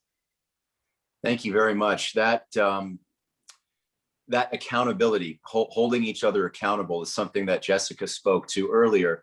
And my goal for all of us is that maybe we can use accountability as an act of prevention, rather than as simply as one after the fact to try and bring justice, and I think it can be used as an act of prevention when, as you said, Jessica, men hold other men accountable for the way that they talk, for the way that they maybe approach a woman, or even, you know, men onto other men or women onto other women. It's not just a guys and girls thing here. It has to do with the way that we express interest in one another and manage our, you know, feelings of attraction, and when in the moment, not letting lust get, you know, in the way of respect and checking in. But this idea of accountability, of holding each other accountable, I think is so important, and it permeates not just this issue. I want to tie this together with another panel we had on night one of the festival. We had a number of films on Black Lives Matter, and we had some experts on diversity and inclusion training. And the biggest thing they said was having honest, open conversations and truly holding each other accountable to words and actions that do not represent equality or that show an explicit bias or racism, to hold each other accountable. So I think that is one simple yet brave thing, because it's not always easy to hold a friend or hold somebody who you hold in high esteem, whether it's a family member, accountable. But I think it's absolutely necessary. I couldn't agree more. Absolutely.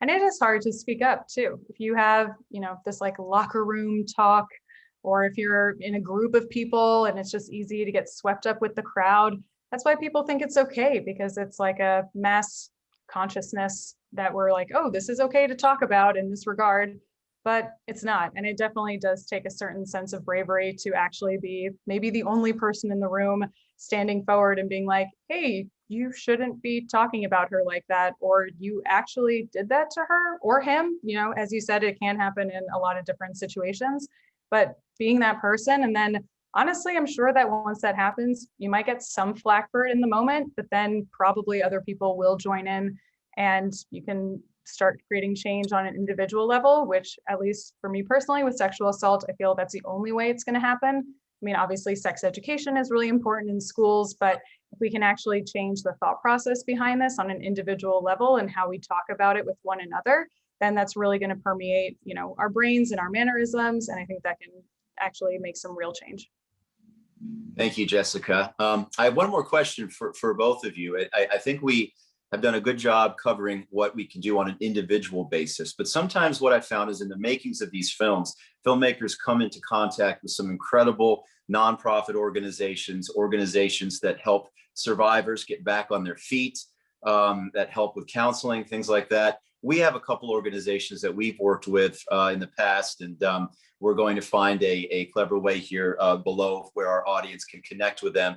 But we want to hear directly from you if there are any organizations or foundations that helped you get back on your feet, or that you met through you know, the making of your film that you would recommend to our audience. For example, whether they are a survivor of sexual assault or harassment, or whether they are just somebody that wants to get more involved and be more active than just their own daily actions.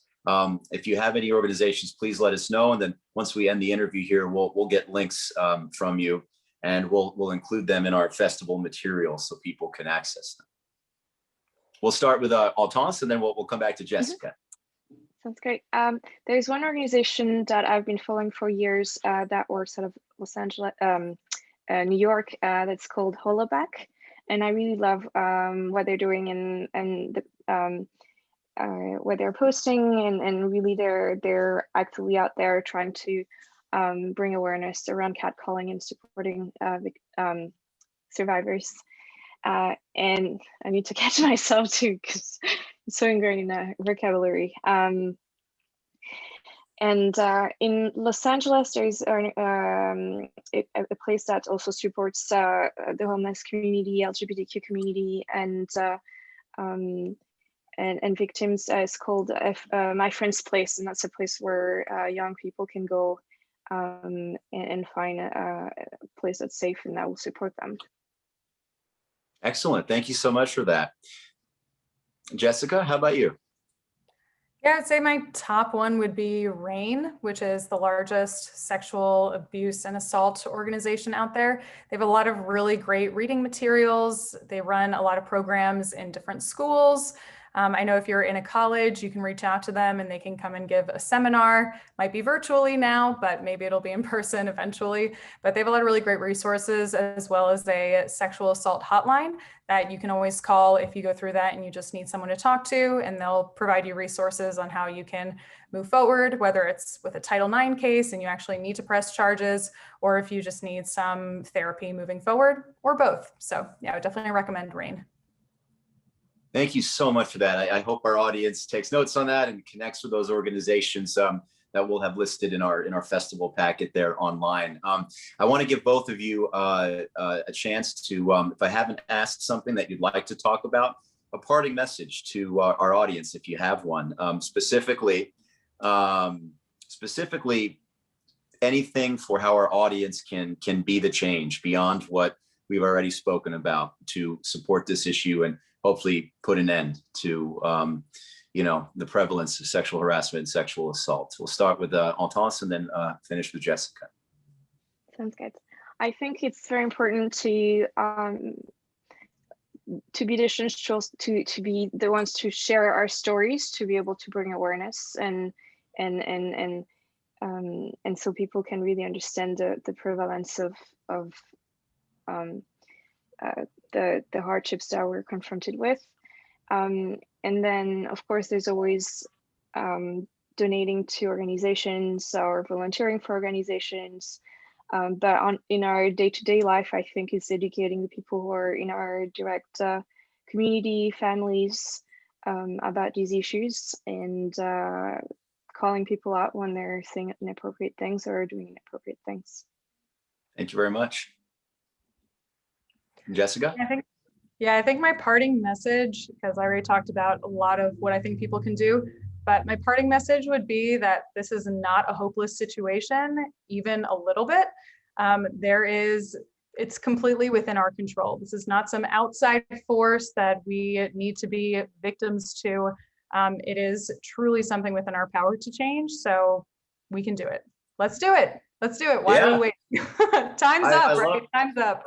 Time's up. I love that message of hope. And I'm so glad that you guys got to experience each other's work and chat with us. I'm very blessed to get to learn from our filmmakers and nonprofit leaders. So thank you for educating me, helping make me a better man. And thank you for your incredible art, which is deeply touching, and for your courage, especially when tackling these topics and the personal nature of where these stories came from.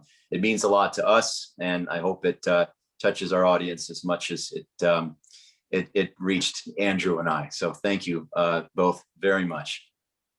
Thank you, James. Appreciate it. Thanks.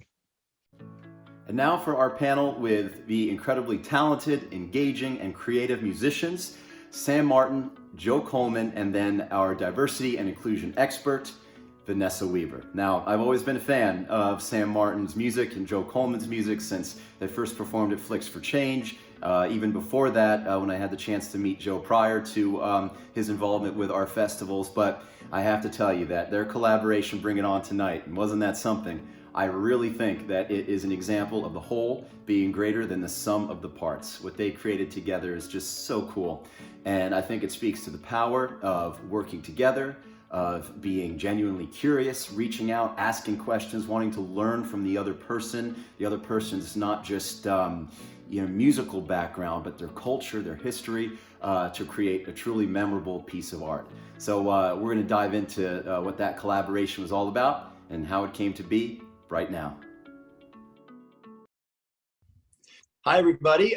We really hope that you enjoyed the first program of our Flicks4Change Film Festival here in 2021, and more specifically enjoyed the really wonderful song, Bring It On, a wonderful collaboration by Grammy Award-winning musical artist and musical director Sam Martin, who you may remember from our 2019 DC and LA film festivals, performing live to the film that he created, and then also Joe Coleman, formerly of The Platters, now with Voices of Classic Soul. You'll remember him tearing it up on stage, formerly with Leonard Coleman and Blunt at our last two Washington, D.C. and LA film festivals. And we also have our resident expert in diversity and inclusion, Dr. Vanessa Weaver, to help us figure out what we can take away and learn from this really cool collaboration, because there's a really awesome story behind this song and this film. And without further ado, let's dive into it. Thank you so much for being here, everyone. Glad to be here. Thank you. My pleasure. It's great to have you. So my first question for you is, it's a really unique story how Sam and Joe met. So my first question is for Sam. Tell us how you met and why you felt compelled to knock on Leonard Coleman and Blunt's dressing room door at the Washington, D.C. Film Festival in 2019.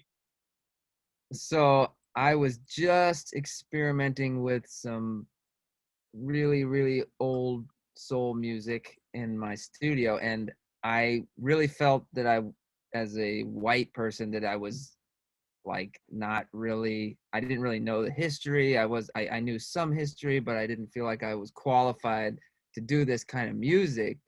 And I was really looking for some wisdom and some like permission to even like engage in this. And Joe and his buddies were all willing to talk to me about soul music and the history of Black music, and I was just a sponge, you know, just wanting to soak up everything that they knew. And we were all backstage at your event, Flicks4Change, and we had a lot of time on our hands, and I just started asking question after question after question, and they kept I couldn't tell if I was annoying them or not, but then I got some amazing feedback, and I was looking for some singers too to sing if they, you know, and Joe was all over this, and he said, you know, let's do this. And then when we were in LA, he came to my studio, and he didn't know what to expect, and I just played him some songs, and he was like, let's sing it right now. We got a few hours before the next event, so let's do it. And that was Bring It On. So that's amazing.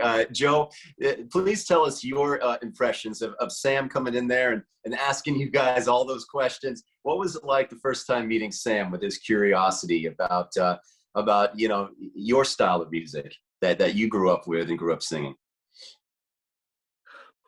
Well, you know, that's a really interesting question. I actually, when I walked into the dressing room, Sam was sitting there talking to my stage mate, Joe Blunt from the Drifters. As you said, it was we were LCB at the time, and yeah, he was sitting there, and they were talking, and I kind of just sat down, just listening for a while, and I realized that he was asking questions primarily about like Negro spirituals and that sort of thing, and those are kind of old, that music from way back in the day, and I asked him quite point blank, well, how much do you know about Negro spirituals, about spirituals and that sort of thing? He said, well, I appreciate that he was very honest, and he said, well, not very much really, you know, but I'm very curious about it. So that was important to me, that it was not just a lark. It was something he was actually really seriously curious about. So we began to talk about, I asked him, did he understand that those Negro spirituals were actually message songs? And you know, he got this look on his face like, wow, really? So, you know, we talk about, you know, wade in the water. I mean, that means we're going to get out of here tonight, but it's going to be by water. You know, we're going to get out in the water, that kind of thing. So these were songs that the slaves could sing right in front of the master, right in front of massa. And he wouldn't know what they were talking about. Then there was a song called "There's a Camp Meeting Here Tonight." So I mean, they were going to meet somewhere to discuss, you know, and everybody knew where that was, and blah blah blah. So that's where the conversation began with that inquiry about that, and so I began to talk about that piece of it, and on we went from that point. That's excellent. That's excellent. Well, let's move on to the next question. What really interests me is that both of you are music industry pros and veterans, albeit in different genres. You know, and you began your careers in very different eras. And through this collaborative process, Joe, you just told us a little bit of what you taught Sam about the history of these spirituals. I'm really interested in what you learned from each other, not just artistically, but also culturally, because I know you guys spent quite a lot of time together, not just working on Bring It On, but working on a number of tracks, and you guys went on a creative spree, which was so cool. So I'm interested in what you learned from each other that was surprising and enlightening. We'll start with Sam, and then we'll go to Joe. So, here we go. So, Joe flew out to come be in the video, and he stayed in my place, and we got to hang out, and we'd be driving around, and we went out to the country in Oregon, and it's really white there. And I remember just being like, hey, are you okay out here? Like, you feel okay? And it would spark, he was okay. I mean, he was more comfortable than I expected. And it would just spark conversations like, hey, it's not always been okay out here. And there's some people that you got to watch out for. And you don't know, you just get this sense that, I'm white and I'm out in the country. It doesn't matter. There's no one's looking at me and kind of like, hey, you don't belong here or anything. And then I'm sitting with Joe and I'm going, all my senses are up, and I'm just being a friend with him I was like looking out for him, and I realized, man, this is exhausting. And this could be potentially dangerous, just to be out here just by the color of your skin. And I don't know, it was just another wake-up call for me, because I've actually spent a lot of time in racial reconciliation groups, and it still surprises me that the world is this way, or that you have to even think this way. You have to watch out. So anyway, I don't know if that clarified, but just experience. I mean, we talked all the time. I can't remember every single thing we talked about, right. but just just being with my friend and experience. So anyway. That's great. And Joe, how about you? Not just artistically, but culturally from Sam. There's a generational difference, which is so cool too, because it's not just a collaboration between two artists of different color. It's you could be his father, which is amazing. And I don't mean to call you old, but I mean to call Sam young, fresh still, right? So I'm really interested to hear what you learned from him as well. Well, Sam introduced me to a whole new world of music. I was aware that there were folks doing stuff for soundtracks and focusing on that sort of thing, but it was something that I was on the periphery for me. So Sam brought me right into it, to a place where he's working on music that's really geared for that world. And it was eye-opening. Of course, what I also learned a little something about myself, even though I kind of felt I knew that. The music was so different. If you're thinking about only you, then okay, so you're one place, right? And that's that old music, that old traditional sound, of music. And here he comes. Bring it on, hard time come, never nothing now. Ooh, how you like it now? I mean, that's a whole nother mind shift musically. So it brought me into a whole nother kind of place to experience music that comes from directly from those old spirituals. I sent Sam some. I don't mean to be long-winded, but I sent Sam some. Work gang music. Prison, workers are out there on the highways and stuff, and that kind of thing. And so we kind of incorporated that into that music. So it was old and new, with a completely new twist. And so I just learned. I mean, so it just freed me up.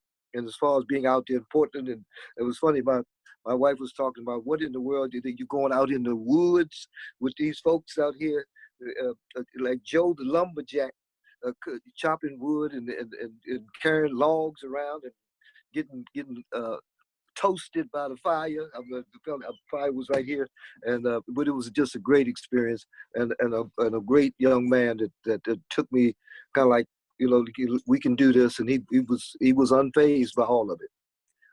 That's a great answer, Joe. And you actually went ahead and answered a couple of my next questions. It was perfect. I was going to ask you about the collaborative process between you two, but you did a wonderful job answering that. And Joe, quick question: was that your first music video, Joe, that you starred in?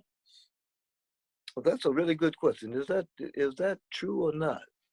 I guess it really is to that extent. Yeah, on that level. Yeah. So yeah, it was something. Like I said, Sam took me out in the woods out there to some friends of his. The house that they lived in has probably been there since 18 something or the early 1900s, and they haven't changed a thing. So, and the old cars and stuff like that, and big gigantic pigs. Oh, it was quite an experience.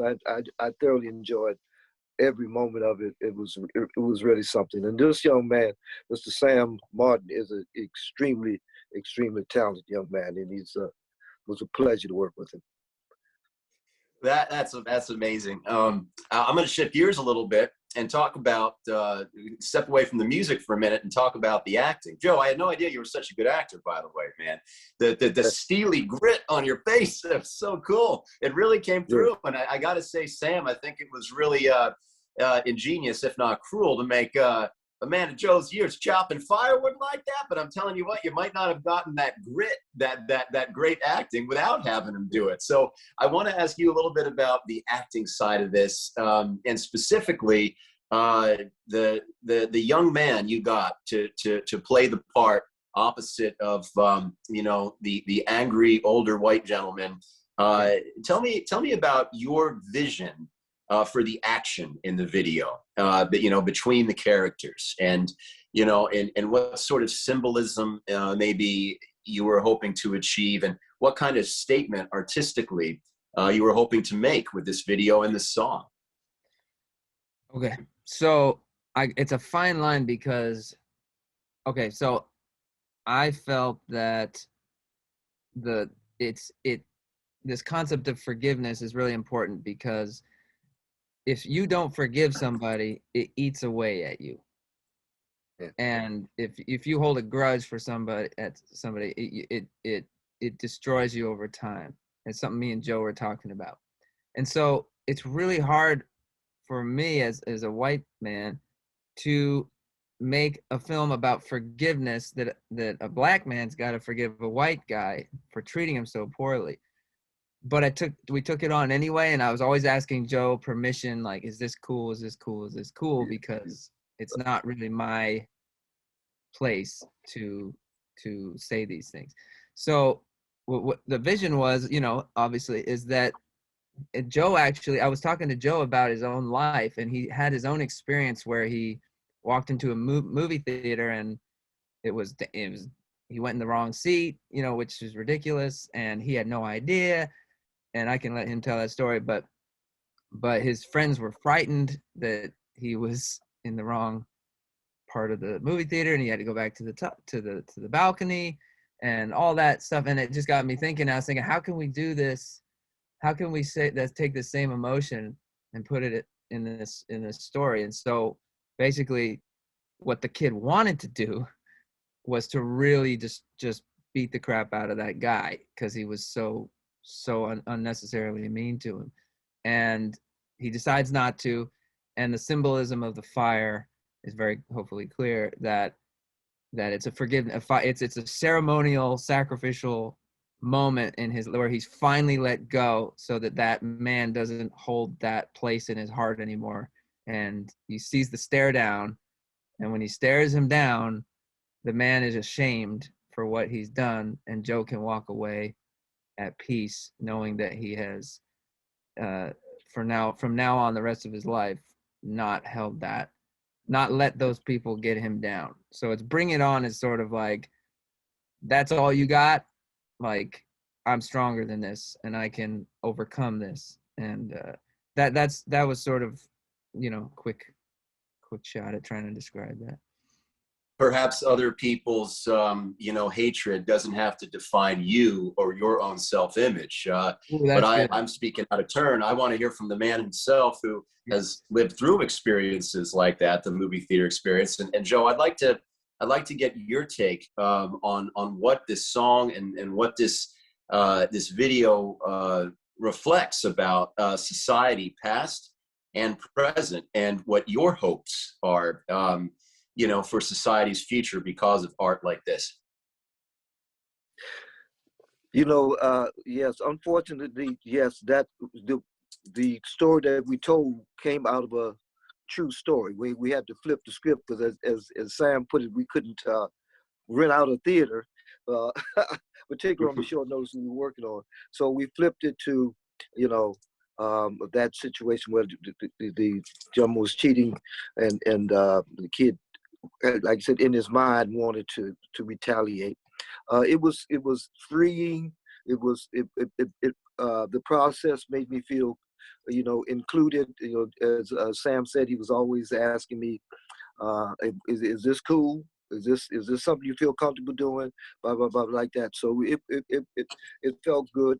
There is absolutely a lesson in that, and I learned it. I had to learn it pretty much the hard way. Holding on to hate and holding a grudge only hurts the person who's holding it. Usually the other person has moved on and they're going on with their life, and you're still stuck in a place where, you can't grow. You're affecting your health, you're affecting your overall feeling about life and everything. So this video was, and this whole experience was both a collaborative one and a cleansing one, because you can, there's a message in it, and I felt good about the message that was left. Let it go, move on. We can all live together. Forgiveness is truly a virtue. It's something that is for yourself. If you're concerned about why you're forgiving to free yourself from the pain, the anger, whatever else has been involved with that. I think that's a very important take on forgiveness, and a very important thing that I hope our audience listens to and takes to heart, because, holding on to that resentment and pain can sour all the sweet things that, come in life afterwards. So I think that's an incredible takeaway. There's a lot of great things that I think we all learned from this collaboration. The genuine curiosity that you both had for each other's music and past, and Joe's, your willingness to dive into something brand new, not just being in a music video and singing in it as the star, but acting in it and doing the things, chopping the wood, and opening up a part of your past that maybe, was a little bit vulnerable. And that the importance of asking questions, the curiosity, I think that's an important lesson too. And, I want to toss it over to our expert on diversity and inclusion, and give our audience some actionable things that they can learn from this piece of art, and also from this conversation we had today. So if Dr. Weaver, if you're able to come back on, I'd really love to have your reflections on the conversation we had, and the piece of art, as a whole, and what our audience can do moving forward with these lessons. Well, first of all, just thank you for allowing me to be part of this conversation. And as I listened to both Sam and Joe's story, it really underscores what we've known and learned about diversity, inclusion, and belonging in our workplaces. We know that organizations that are more diverse have more creativity and more innovation in the output from their employees. And we also know that organizations that work to drive more inclusion with people, to take the time to bring people in, to make them feel connected, have a stronger sense of belonging, and therefore their employees feel more committed and more loyal to the organization and to themselves. And in this beautiful story that both Sam and Joe just shared with us, really underscores so many, was just like a live example of the power of diversity. Think about this. We have intergenerational diversity here. We have race diversity here. We have work style diversity here. I mean, we have so many components of diversity. And in a very short time, they were able to establish a relationship by really practicing the key principles of diversity, such as intellectual curiosity, such as being vulnerable, such as asking the questions, such as being able to have meaningful conversations on often tough topics, like when you talk about the experiences that Joseph had regarding race growing up. And then Sam, as a young white person, really wanting to know more and being so sensitive about really treading in some new territory for him. So I thought it was just such a phenomenal example of the strength of bringing diverse folks together who have diversity in age, diversity in work experience, diversity in life, but by being vulnerable and open, being transparent, and being your authentic self. I mean, because Sam owned up to, who he is and what his intentions are.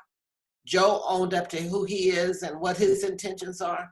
And by having truth in both of those, they brought that together and created a phenomenal product to bring it on. It's just phenomenal. And I also want to say this, that because James, you talked about this, and that's that whole concept of forgiveness.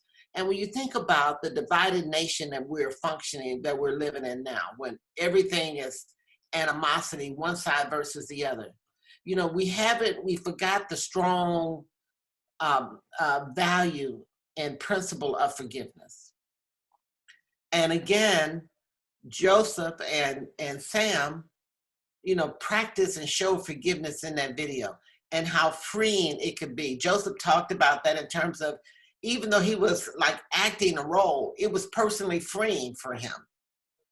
And Sam talked about really wanting that and how hard it was and difficult, how much more work it was for him to try to make sure number one, that Joe was okay in this rural part of Oregon.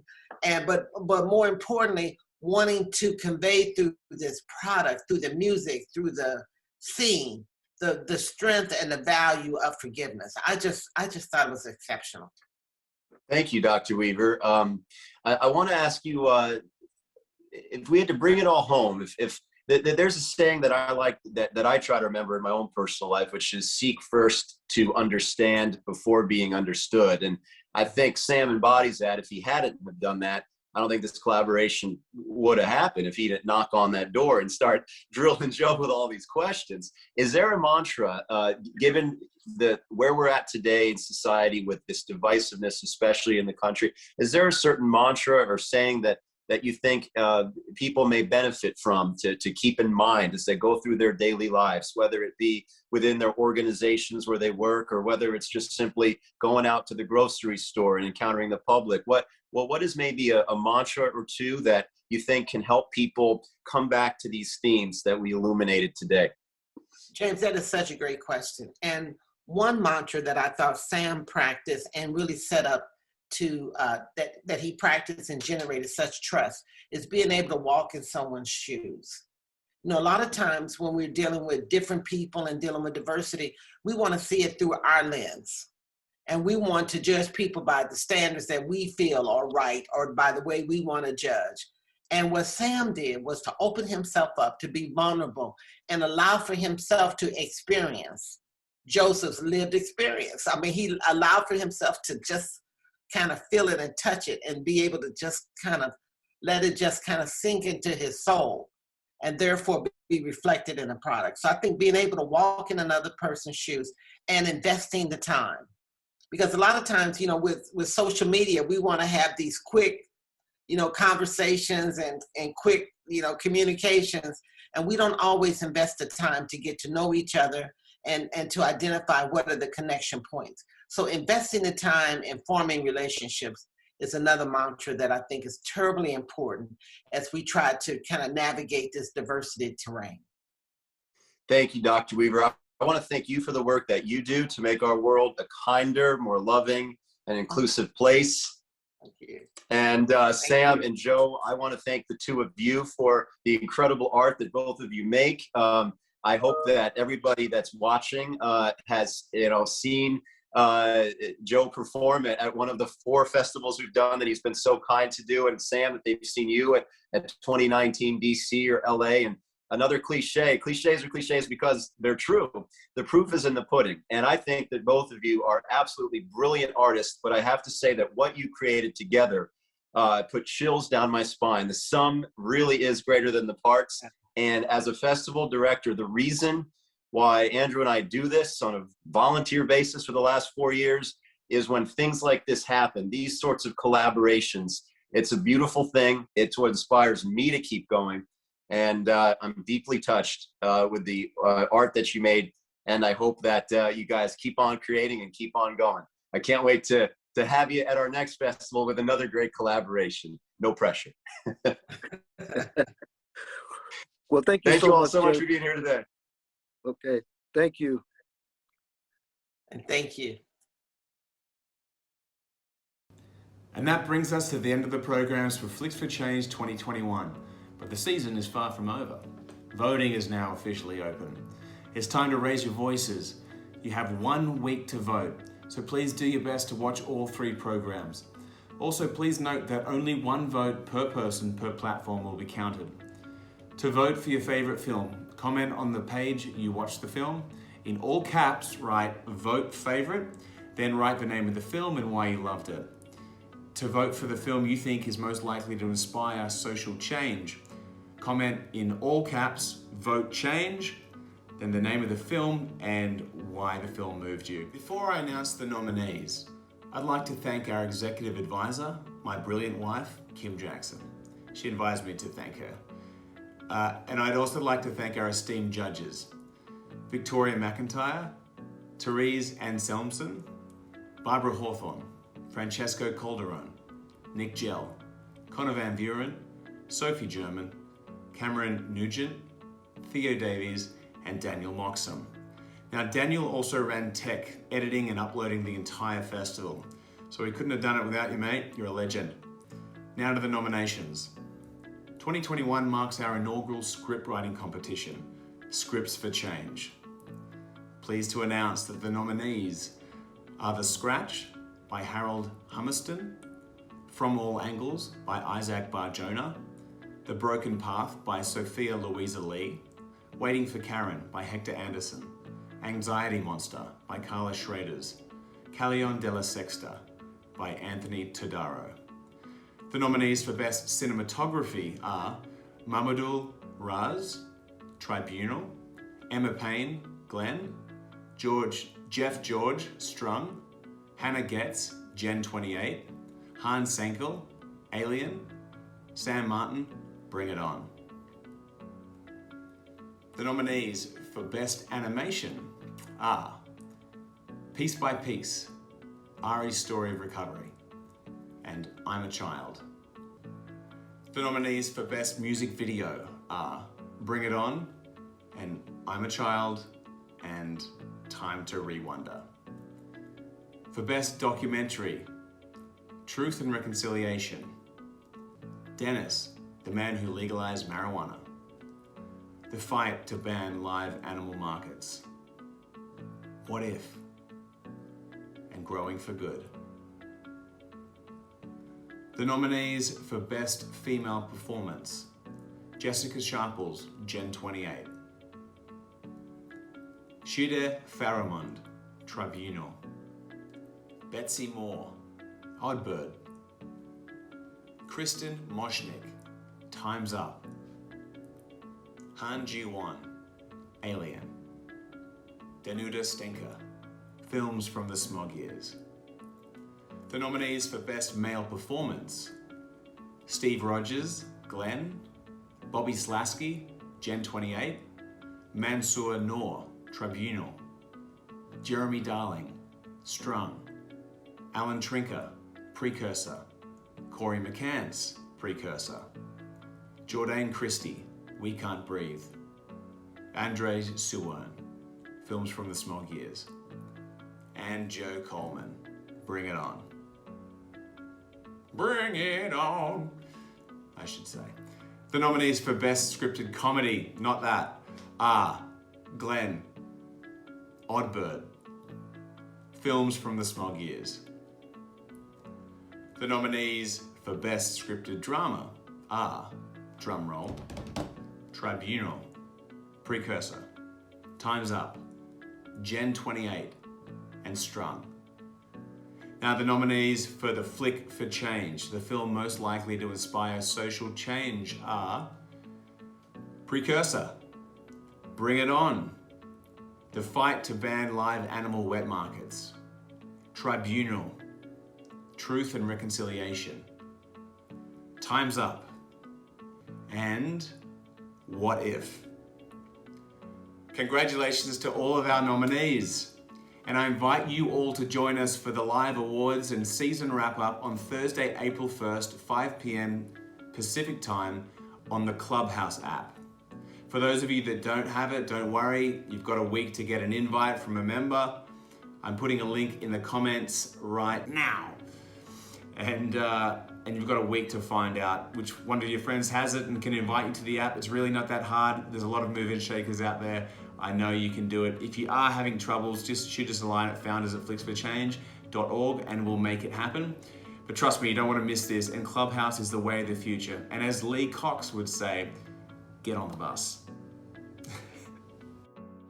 Congratulations, everybody. We did it. We made it to the end of our 5th ever Flicks4Change Film Festival and first ever online Flicks4Change Festival. So thank you so much for joining us on this new platform and this new way of trying to deliver these incredibly talented filmmakers' work to the world.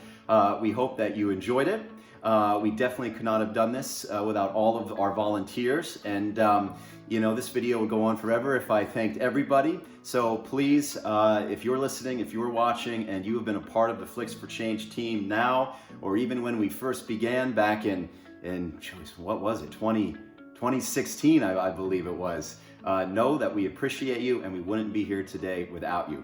I also want to thank our audience for all of your comments and your engagement throughout the films. I imagine it means the world to the filmmakers.